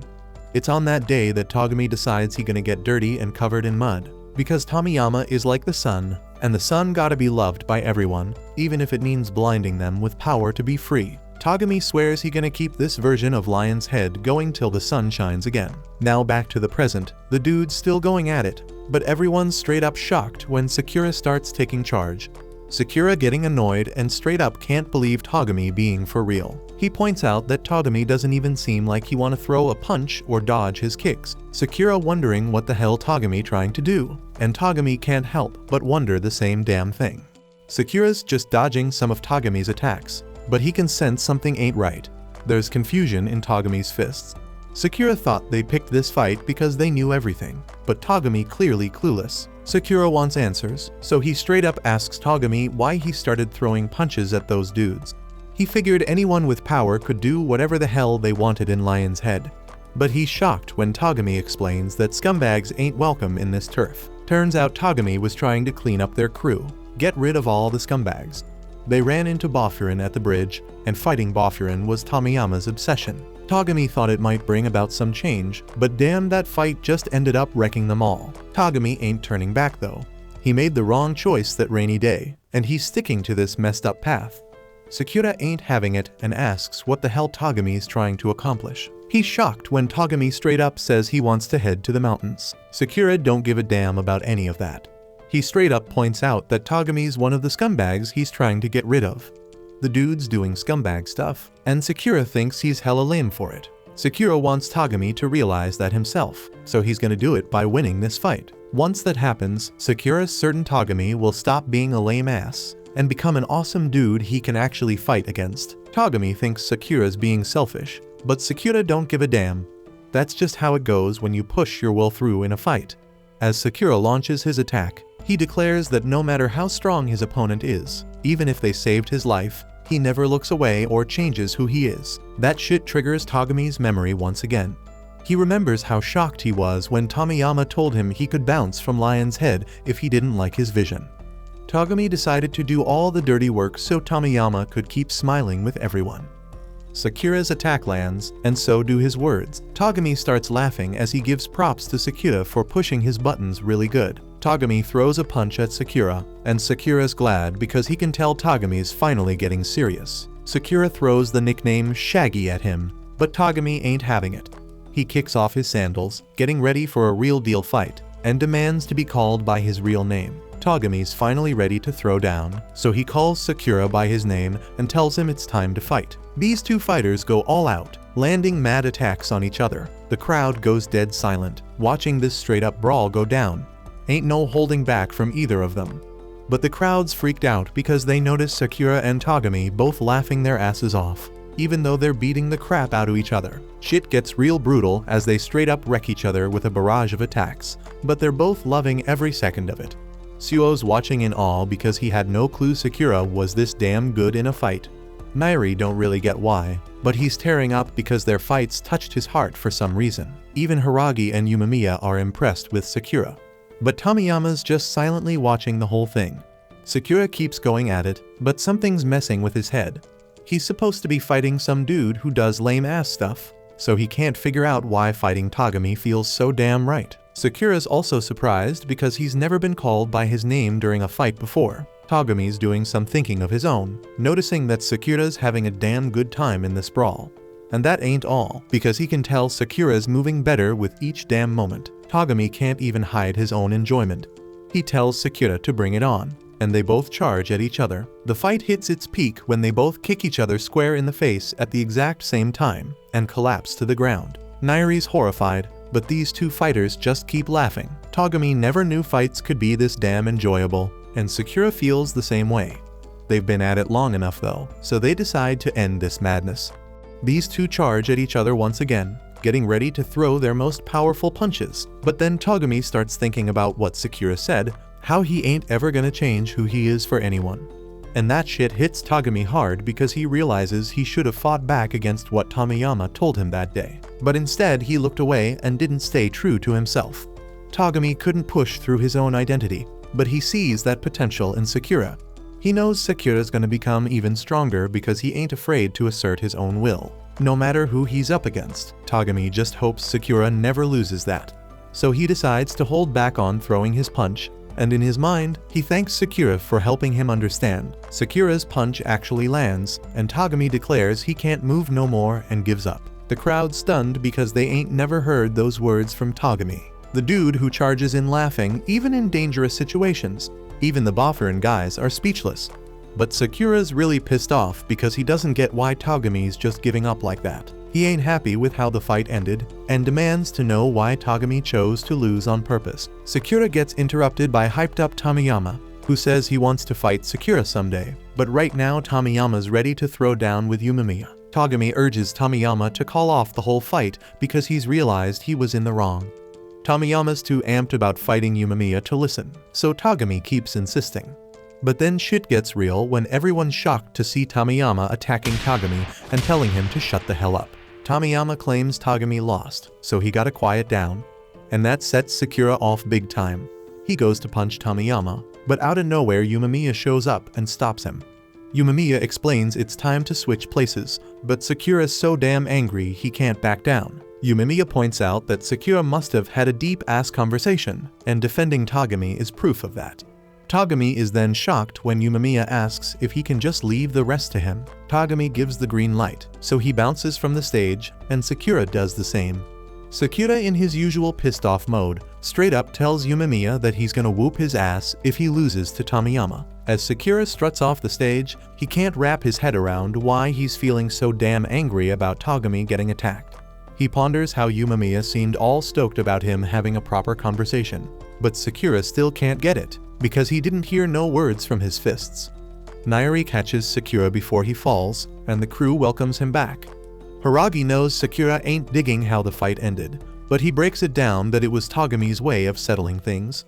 And on top of that, Haragi gives props to Sakura for doing real damn well. But Sakura still doesn't know how to take a compliment. Tomiyama's pumped as hell about finally getting to throw down with Yumemiya, but Yumemiya wants to ask him something first. Yumemiya wants to know if Tomiyama felt anything watching Togami and Sakura go at it. Tomiyama's clueless as hell, so Yumemiya says it's a damn shame. Tomiyama doesn't know why it's a shame either, but he don't give a damn.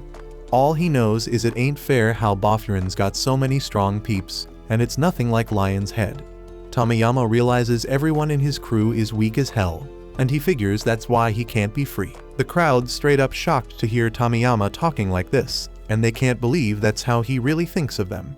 Tomiyama makes it clear he only gives a damn about power because it makes him feel good knowing that if he wins, Furin will be his. Tomiyama thinks Yumamiya's always having a blast because he's stronger and freer than anyone else in Furin. If he can prove he's stronger than Yumamiya, Tomiyama's dead certain he'll finally be free and have way more fun than anyone else. He's jumping for joy because he can finally put an end to all his boring-ass days.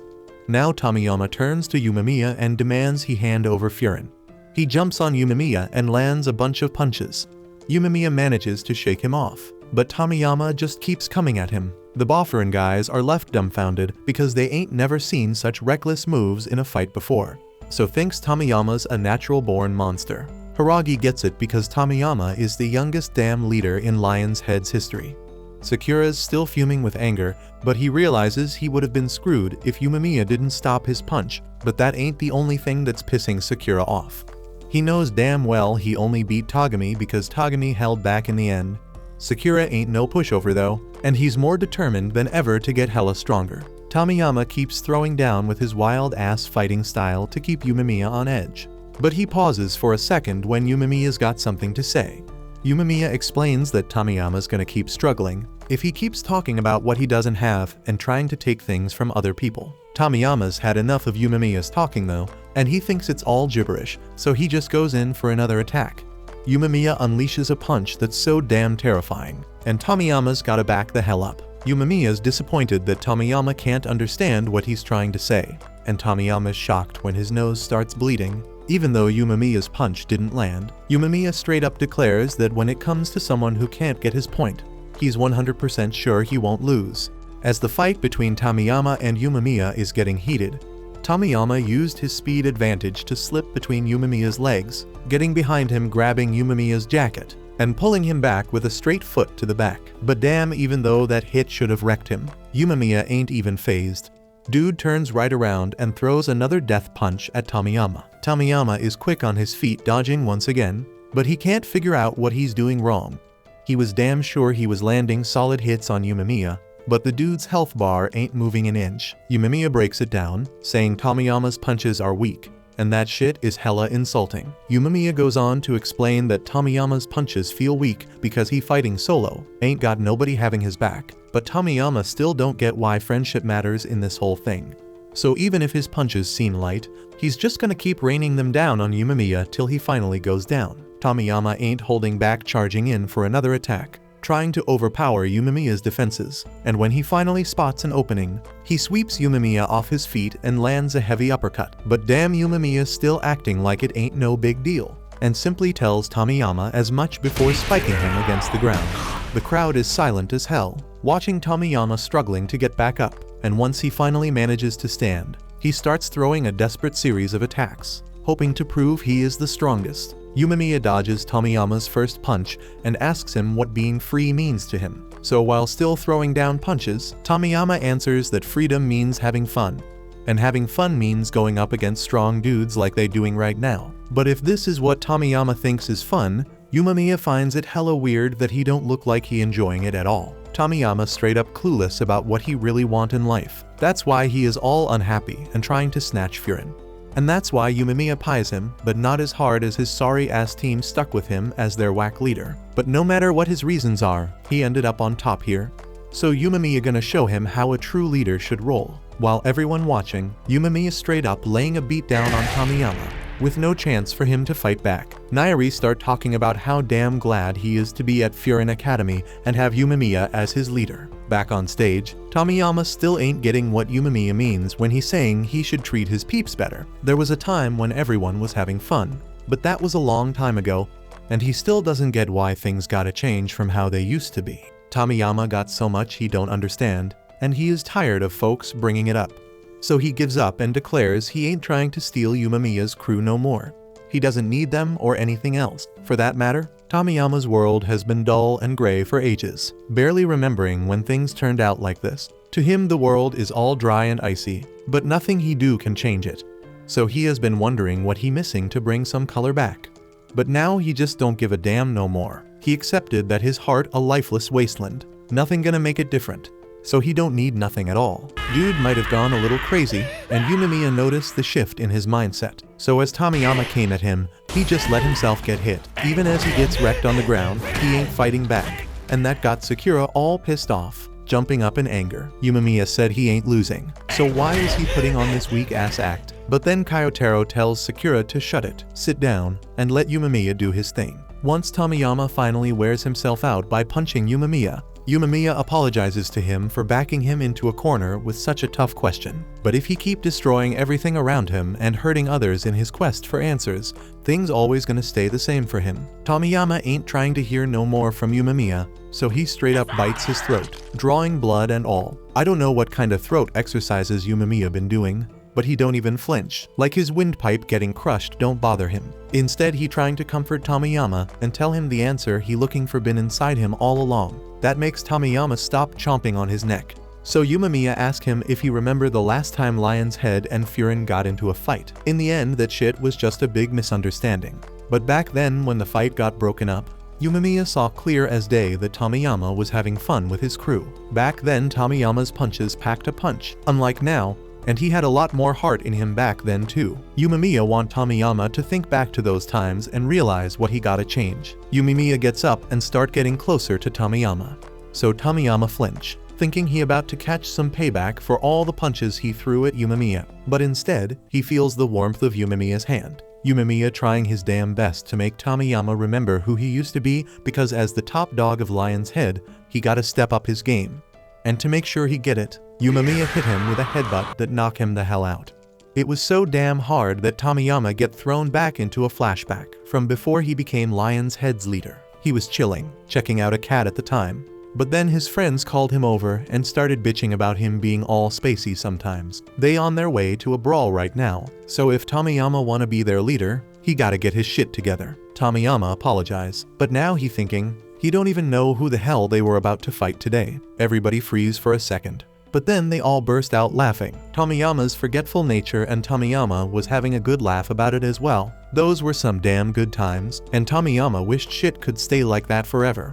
But as we all know, things changed real quick, and it went downhill. Tomiyama is left all alone in the dark, figuratively walking on broken glass. He ends up falling through, and that's when he finally realizes he must be dreaming. But even if it is just a dream, Tomiyama feels good getting to relive the good old days. Dude woke up and saw Togami standing there, wearing a sad face, and he don't get why. But then it hits him, it's because he lost to Yumemiya. Anyway, he starts spilling about the dream he had, where everyone was smiling and having a blast. Seeing that shit made something click in his head, and now he gets it. The only way he can truly have fun is when everyone around him having a good time too. Togami apologized to Tomiyama for not having his back when he needed it. They had no clue what he was going through, so they dipped and left him alone. Togami couldn't stand seeing Tomiyama hurting others, and he couldn't forgive him for crushing his dream. Tomiyama had no idea about Togami's dream, which was to have everyone love Tomiyama. That's why when Togami saw the look in his eyes, even though he knew it was messed up, he turned a blind eye and let Tomiyama spiral down that messed up path. But after throwing down with Sakura and learning about his ideals to never back down, Tomiyama realizes that as a Lion's Head member, he should have confronted him right then and there and made his feelings known. He apologizes again for not talking to Tomiyama and leaving him alone to deal with his confusion, because he couldn't be there for him. Tomiyama ended up losing what mattered most to him. Tomiyama tells Togami that he busted his ass to become top dog because he thought it would bring him the most fun ever. It was like chasing a treasure chest at the top of a hill. He was psyched because something fun was gonna go down once he reached it, but when he achieved his goal and opened that chest, what did he find? A big fat load of nothing. Dude felt nothing and had nothing to look forward to, and that shit scared him. He felt empty inside, and no matter what he did, he couldn't fill that void. He knew he had to fix it, but he had no clue where to start. Over time, his world got darker and darker. After struggling with it for a while, he started blaming the whole team for his lack of fun. He started thinking that it was because the whole damn team was weak and that he wasn't having a good time. So he figured if he only let strong people join Lion's Head, then they could all be free and have fun together. He tells Togami straight up that he ain't to blame for any of the shit Tomiyama lost. He finally realizes that he's the one who threw away all the dope friends he had. Thinking back to the times when he used to laugh his ass off with everyone around him, He had always been living free, but he was too blind to see what he had until it slipped away. And to make it worse, he's the one who destroyed it all with his own damn hands. If it wasn't for Togami, Lion's Head would probably be nothing but a memory by now. Togami don't want to take credit for anything, but Yumamiya told him not to mess with the people close to him. He apologizes for all the pain Togami had to go through and thanks him for trying his damn best to keep things rolling with a messed up leader like Tomiyama.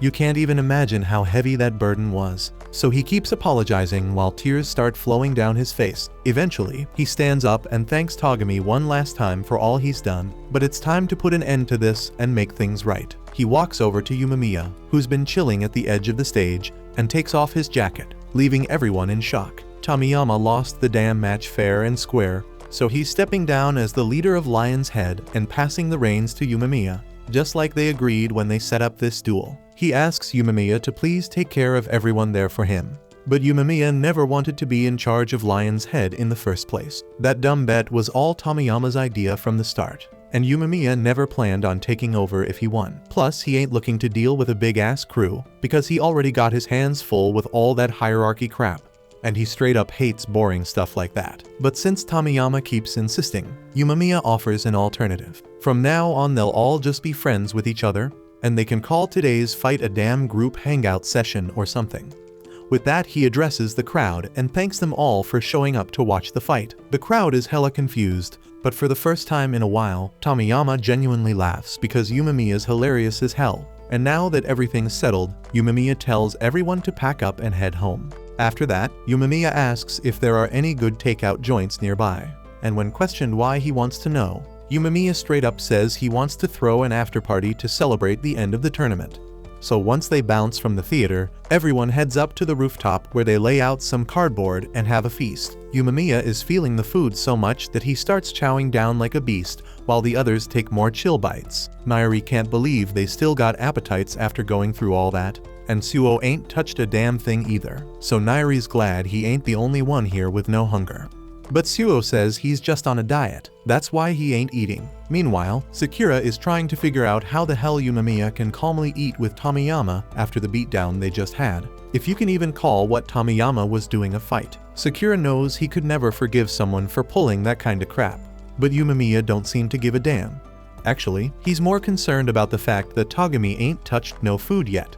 So he asks Togami if everything's cool with him. Togami's been deep in thought, so he puts his plate down and bows his head to apologize to everyone. He knows that this whole tournament mess was his fault. From the initial clash to the falling apart of Lion's Head group as a crew, Tomiyama also feels like he's to blame for all of it. So he bows his head too, apologizing for what he did. Since they're making apologies, Yumamiya leaves it up to Sakura to decide whether to forgive Togami and Tomiyama because he's still got some beef with them. Togami says he's ready to accept whatever punishment Sakura dishes out, and Sakura still ain't cool with what Togami did when they first crossed paths, but he also realizes that Togami ain't all bad after their fight.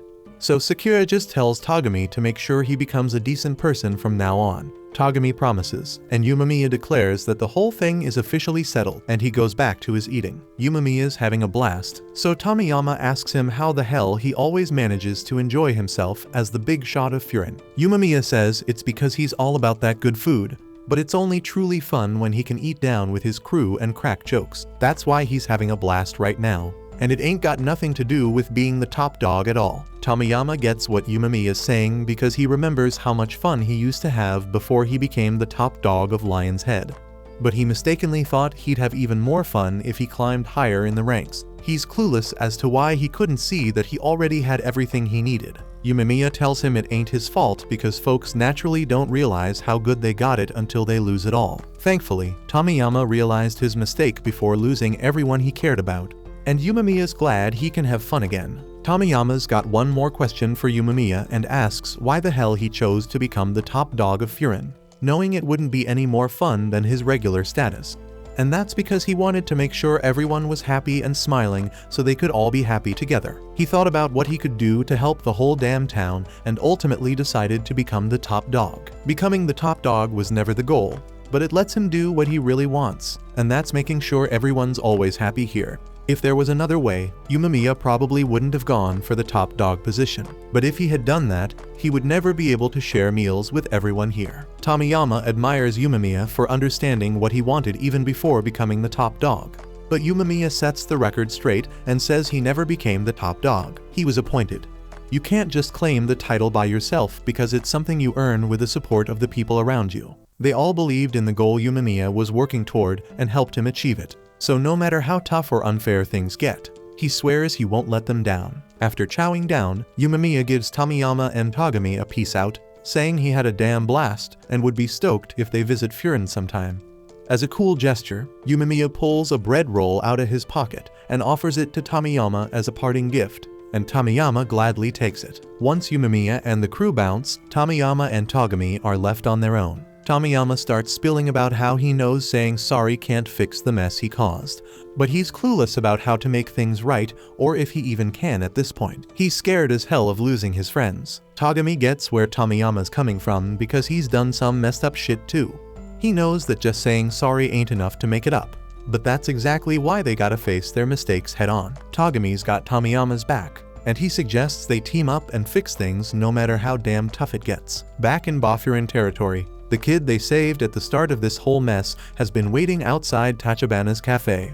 And as soon as he spots the guys rolling back from battle, he bolts toward them. Umemiya can't freaking believe Sasaki's been waiting here the whole damn time, but he reassures him that there's no need to stress because the job's been handled. They all step into the cafe, and Tachibana was expecting to have to whip out the bandages after the epic fight she thinks they had, but she's hella surprised to see that everyone's already been patched up.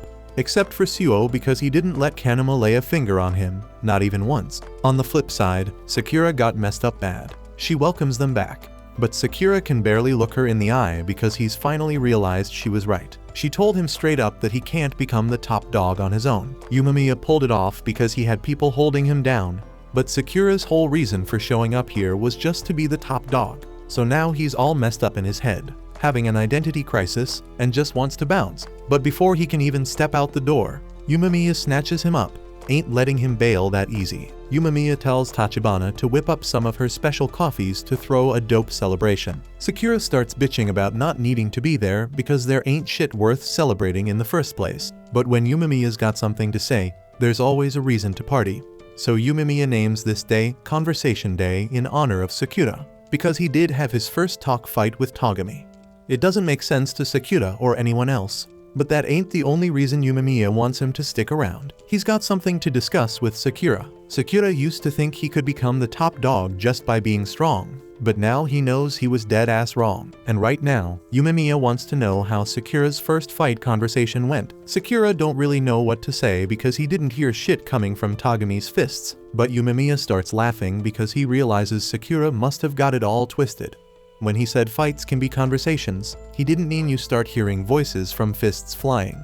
He meant that fights are a primal way of communicating, a way to talk about basic shit like love or hate. When Sakura hears the word love, he spits out his coffee, and it goes straight into Umemiya's eyes. Kyotaro's ready to jump in and defend his boss from Sakura's caffeinated attack, but the others calm him down because it was an accident. Tachibana don't give a damn if it was an accident though. She tells them they gotta clean up their own damn mess. As Umemiya wipes himself off, he gives more context to what he said earlier and asks Sakura if he started liking Togami after their fight conversation. That's the only reason Sakura would have tried to avenge him after Tomiyama knocked him out. That's how Umemiya knows Sakura was able to have a good conversation with him through their fists. Sakura can't deny that he started to understand Togami a bit better after that fight, but he don't get why it's such a big deal in the first place. Umemiya just says he's freaking happy for Sakura. He heard someone interesting was rolling into town, and he thought it must be Sakura. And after spending these few days together, Umemiya can say with 100% certainty that Sakura's a solid dude. And when a solid dude like Sakura shows up, Umemiya's always down to throw a celebration. If that's the case, then Hiragi suggests they could have just called it a welcoming party for Sakura instead of a conversation party, and Umemiya thinks that's a freaking great idea. Sakura still can't wrap his head around how these peeps here are so damn accepting of him, especially how Umemiya can just pull him to his side like it's nothing. Sakura came here with one goal in mind: to snatch that top dog title from Umemiya. But now he knows that shit ain't happening. Ain't nobody ever accepted him before. which is why he swore to get strong all by his damn self. He came here to prove himself, claim that #1 spot, and feel validated in his lonely-ass pursuit of strength. But turns out, you need the support of others just to have a shot at being the top dog. And because Sakura can't accept other peeps, he's never gonna reach that #1 spot. But hold up, Nairi cuts Sakura off right there and corrects his statement about not being able to accept others. Because when Sakura first met Nairi and got his ass handed to him, he still had the balls to say Nairi wasn't lame. And that shit made Nairi really happy. Nairi forgets the rest of what he wanted to say, but Sakura still gets the message loud and clear. Then Yumemiya straight up asks Sakura if he knows what it takes to have a conversation with your fists, and Sakura's clueless. So Yumemiya breaks it down for him. To have a real talk with your opponent, you gotta be willing to face them and actually want to get to know them. And Sakura was able to do just that. Yumemiya ain't saying Sakura gotta suddenly accept everyone around him, but if he wants to learn how to accept peeps, he at least needs to start by facing them head on. The fact that Sakura was able to do that with Togami is proof that he still wants to believe that folks around him can be good, and if he can learn to accept people, he can achieve any damn thing he sets his mind to, even becoming the top dog. The warm smiles from the peeps around him reassure Sakura that not everyone's as trash as he thought, even though it's hella embarrassing for him. So he blurts out that when he becomes the top dog, it means he defeated Yumemiya, and that's definitely true. But Yumemiya just laughs it off and says it's a problem for future him to deal with. Just then, Kyotaro gets up and grabs a damn chair, ready to chuck it at Sakura because he's been getting hella jealous of all the bonding Sakura's been doing with Yumemiya. Hiragi's holding him back, but Sakura's all set to throw down if Kyotaro wants to. And Tachibana just straight up yells for them to take that shit outside if they really want to fight. The next day, Sakura steps out onto the street, still feeling the aftermath of his brawl yesterday. But right now, the only thing on his mind is Yumemiya's advice about trying to get to know the folks around him. As he's walking, Suo and Nairi roll up from behind to greet him, and that straight up shocks Sakura. They've been hollering at him for a while now, and even though they didn't mean to startle him, Suo thinks Sakura's reactions are freaking hilarious. They all strut to class together, but as they cruise through the halls, Nairi peeps that everyone's eyeballing them, making him a little jittery. Suo says it's totally normal for people to stare after what went down yesterday, and Sakura couldn't give a damn about what others think of him anyways, so he straight up ignores them and opens the class door. But as soon as he does that, he's swarmed by a mob of students who all want to hear about the fight between Suo and Sakura from yesterday. But neither Suo nor Sakura want to waste time explaining all the details, so they dump the task on Nairi's shoulders. But just as Nairi's about to spill the whole story, some dude from the back of the class wants in on the conversation. It's the same dude who was pumping iron when Sakura first arrived, and Nairi recognizes him as Tega. According to Nairi, Tega might be a bit weird, but he's just as skilled as Suo or Kyotaro, so he ain't nothing to mess with. Tega ignores Sakura and starts grilling Suo about whether he's finally ready to give him the answer he's been asking for. Suo still ain't ready to spill any shit, and Tega's cool with that for now because he's got something he wants to ask Sakura. He flexes his muscles and throws the question at Sakura, asking about his virtue. Tega asks every dude he meets about this because he believes it's important. Every man's gotta have an ideal they live by, and he's curious about Sakura's. Nairi gets it because he's obsessed with gathering info about the folks he likes. For example, he knows that Tega always rocks his right shoe first and chugs nothing but protein shakes. Tega's blown away that Nairi knows so much about him even though they never met before. But he respects the dedication to stalking, so he takes a liking to Nairi. Sakura thinks Tega is hella weird, so he ain't sure if he's actually strong. But Suo guarantees that Tega is the real deal. Though Suo ain't really feeling the dude either. Since folks gathered around to hear Sakura's story, Tega suggests they all hang out after school to chat about virtue instead, but suddenly everyone starts acting all busy, so they straight up decline and bounce. Then Kyotaro rolls up in the room, takes one look at Tega, and decides he wants no part in whatever the hell he got going on. So he turns and heads straight to his desk. Tega asks the three of them to join him instead, but Sakura and Suo ain't down for it. However, Nairi ain't taking no for an answer and drags them along anyway. They all end up at Tega's favorite spot. The joint looks like some WWE restaurant, so Sakura doubts they got any tasty eats in here. But when Tega shows him one of the menu items, Sakura peeps that the food actually looks damn good. Tega wonders if Sakura's all about food because that could be his virtue. but Sakura tells him he ain't particularly interested in food. Taiga notices that Sakura ain't up for talking about his virtue, so he straight up challenges him to a fight instead. That catches Sakura's attention, but Taiga ain't mad or nothing. He just remembers how badass Sakura looked when he declared he'd be the top dog of Furin.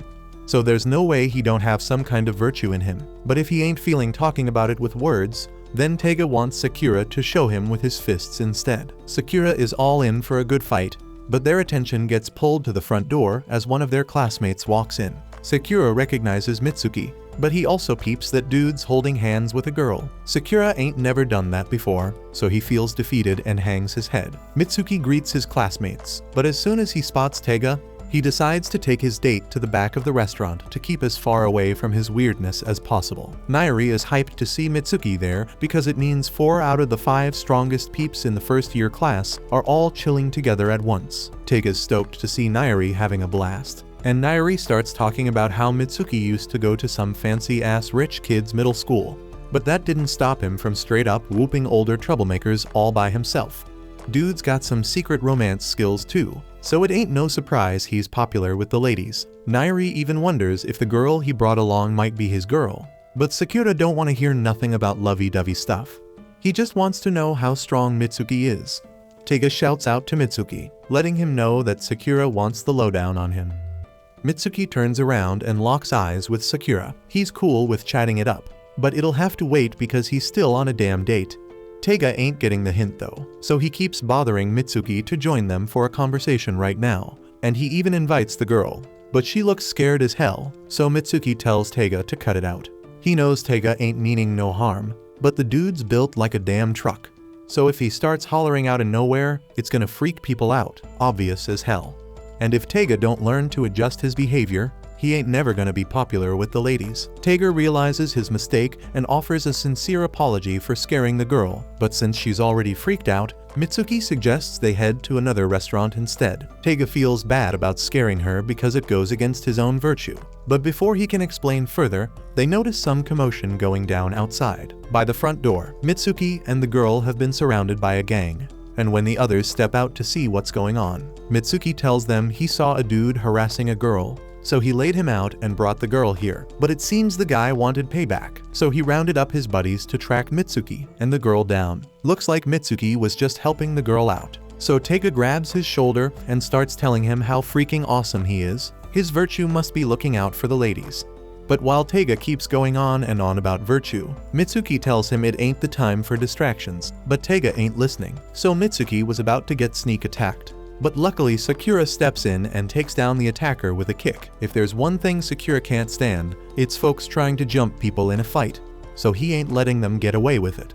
Taiga agrees with Sakura, so they both ready to face the mob together. Suo, looking out for her safety, tells the girl to step back so she don't end up as no hostage or something.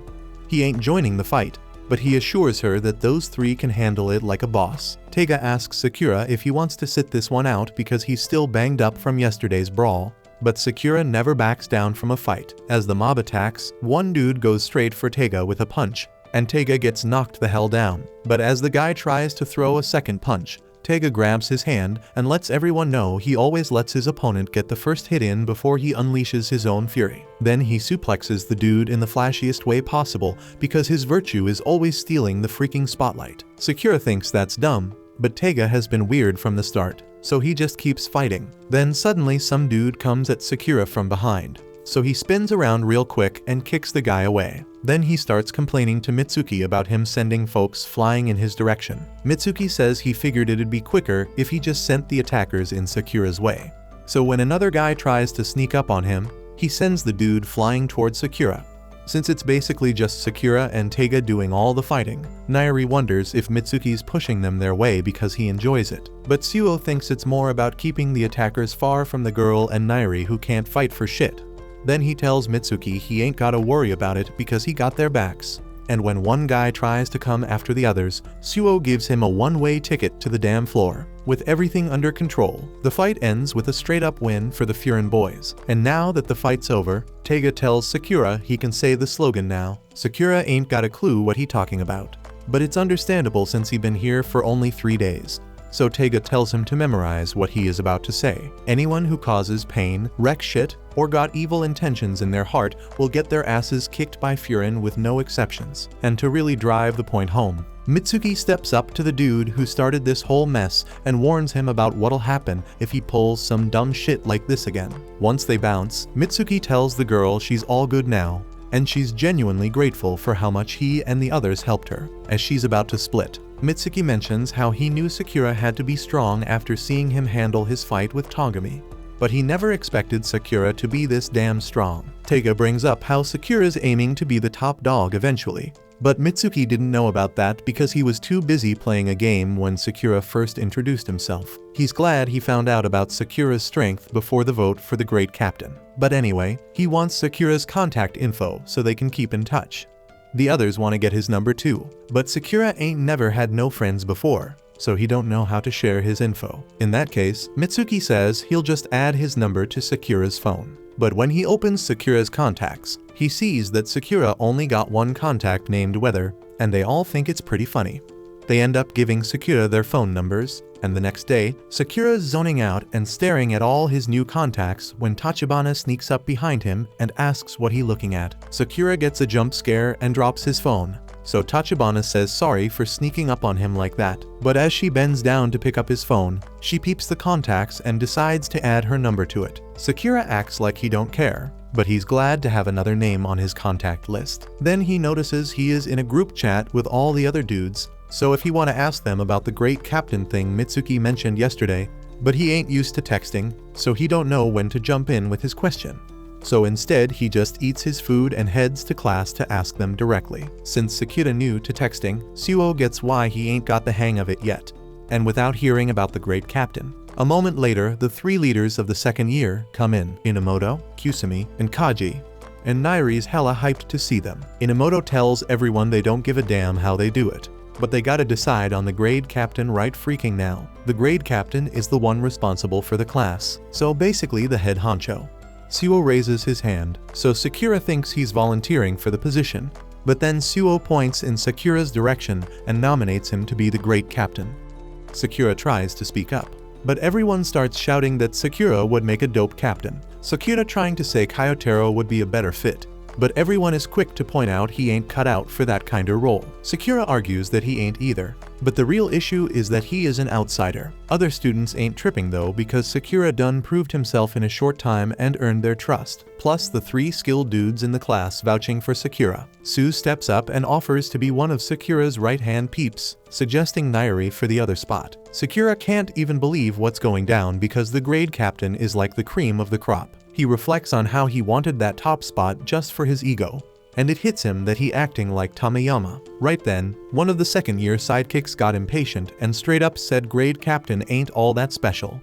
Dudes yelling hella loud, but everyone getting shocked when he takes off his headphones and his voice goes back to normal. Turns out he has been blasting his music way too damn loud. Got folks wondering if he is about to blow out his eardrums. He decides to settle things and straight up tells Sakura to take the captain role. He points out ain't nobody expecting Sakura to be flawless, and if things don't go well, they can always swap him out for someone else. Sakura gets mad and tells the second-year captain that he should be the one deciding. But he gets hit with a bombshell when the dude explains that Kaji is the real second-year captain. Inamoto steps up and announces that Sakura gonna be the first-year captain. But Sakura is quick to remind them he ain't agreed to anything yet. Inamoto reminds Sakura he just said the captain gotta make the call, and Kaji already did. Everyone trying to reassure Sakura that he gonna be just fine, except for Kyotaro who knocked the hell out. Nairi was shocked when the second years started sharing contact info with Sakura and Suo. Inamoto mentioned there are a lot of talented first years this time around and told Sakura to give it their all in leading them. Sakura ain't got a damn clue about how to handle this, so Inamoto straight up tells him to do whatever the hell he feels like for now. But that just pisses Sakura off even more because he doesn't want anything either. Inamoto gets an idea and tells the three dudes to stick close to Kaji while he does his rounds. Nairi spills to Sakura that Kaji used to be quick to throw down in fights before middle school, so you never know what might set him off. Right then, some old lady starts crying about losing her kid, and Kaji assures her they're gonna find her. Nairi's hella surprised when Kaji ends up passing the task to Kusumi. Sakura can't believe it either because they thought a badass captain would be all hands-on, like Umemiya. Nairi's worrying about the missing kid, and Sakura declares they're gonna make damn sure to find her. Just then, Sakura gets shocked when he sees that Suo-dun shared his words in the group chat. Sakura's thinking nobody gonna give a damn, but turns out everyone's hyped about it. Sakura then bumps into some freaking cat, and Inamoto shows up to reveal that the missing child is actually a missing cat. They start chasing after the feline, but that sucker ends up climbing a freaking building, and Inamoto's like, ain't shit we can do now. But Sakura straight up shocks everyone with their Parker skills and smoothly scales that damn building. Sakura's right on the cat's tail, and Kaji's watching him closely. Sakura barely dodges smashing into someone, but still struggling to catch that damn cat. The dumb furball jumps off some sketchy bridge, and Sakura's left with nothing to do. But Sakura gets a major shock when Kaji comes out of nowhere and dives after that little devil. A few moments later, the old lady's all grateful to Inamoto for saving her cat, but he gives all the credit to Kaji. She goes to thank Kaji, but he just tells her to make sure it doesn't happen again. She promises to be more careful, and the crew gets a thank you gift. Sakura goes and asks Kaji what the hell he wants as a captain, but Kaji got zero clue what he talking about. Kaji explains he didn't even want to be captain in the first place, but only did it because his buddies wanted him to. Sakura starts to connect the dots and realizes that Kaji's situation is similar to his own. He figures that if there's no real reason for Kaji to be the captain, then maybe he doesn't have to do it. But for some strange reason, Kaji takes great offense to Sakura's words and says something about not being able to make candy if he runs out. Kaji explains that he's not good at communicating like Kusumi or rounding up the guys like Inamoto, so he relies on them. But at the same time, they rely on him too. He feels the need to live up to their expectations and does his best to do so. Sakura realizes that it's okay not to have any specific desires, but then he questions whether living up to his friend's expectations is something he really wants to do. Nairi hands Sakura the gift they received for their help and compliments him on how ninja-like he looked while chasing after the cat. Nairi knew that Sakura could be counted on because they've always been reliable. Sakura wants to confirm what Kaji told him, so he asks his friends if they chose him as grade captain because they're counting on him. Without hesitation, they confirm it and assure Sakura that he can count on them too. A little later, Sakura collapses inside Tachibana's restaurant after carrying the old lady. The old lady jokingly wonders if she's gained weight, but Sakura brushes it off. Although he looks exhausted, Tachibana notices his tired appearance and suggests that he hasn't been getting enough sleep. She hits the mark, but Sakura decides not to let her know that he spent the entire night pondering his role as captain. Sakura gets surprised when Tachibana asks if his class has chosen a captain yet. She realizes that it must be him and expresses her belief that he'll make a great captain. Sakura, however, points out that he doesn't know what to do. Luckily, Tachibana offers some simple advice. If he's unsure, he should start with what he can do. Sakura can't argue with her wise words, but tells her to stay out of it nonetheless. Tachibana continues to offer valuable advice, suggesting that remembering his classmates' names and faces is something he can do. Calling people by their names will show that he's taken the time to know them better. Sakura suddenly realizes that he hasn't been calling anyone by their names, and Tachibana encourages him to start practicing right away. Feeling overwhelmed, Sakura decides to run off. The old lady calls him bashful, but Tachibana believes that Sakura is actually afraid of forming close relationships with people. As Sakura returns to school, he asks Nairi to tell him everyone's names.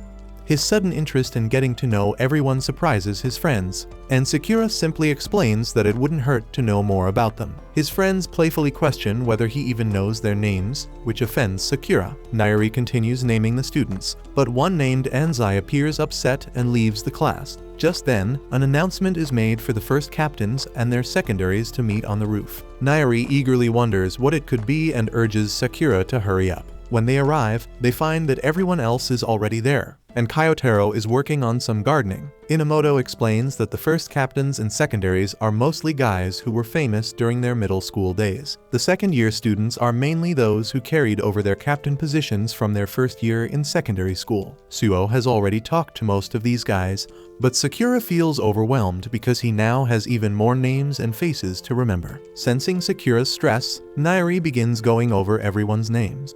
Sakura can't believe that Nairi knows all the names of the captains, but Nairi points out that he actually knows the names and faces of everyone at the school. Even Suo is shocked to hear this, and Nairi explains that he recently borrowed the school roster to memorize all the names. Nairi knows that he isn't particularly useful in a fight, so he thought he could make Sakura's life a bit easier by memorizing everyone's names for him. He is determined to help Sakura reach the top, just as he promised. Impressed by Nairi's contribution, Suo decides that he will be their negotiator. The other guys are a bit confused, so Suo explains that he's skilled at persuading others to accept his requests. Suo declares that they should all do their best, and Sakura is impressed by how well they know their own strengths. Sakura leaves those tasks to his friends, and they are shocked when he calls them both by their names. Yumemiya shows up with more students, but Sakura becomes annoyed at the thought of having to remember even more names, especially the names of the grade captains. However, Nairi is terrified as he explains that those people are not grade captains. They are the 4 Knights of Furin High, along with their secondaries. Thanks for watching. Subscribe to not miss the next part.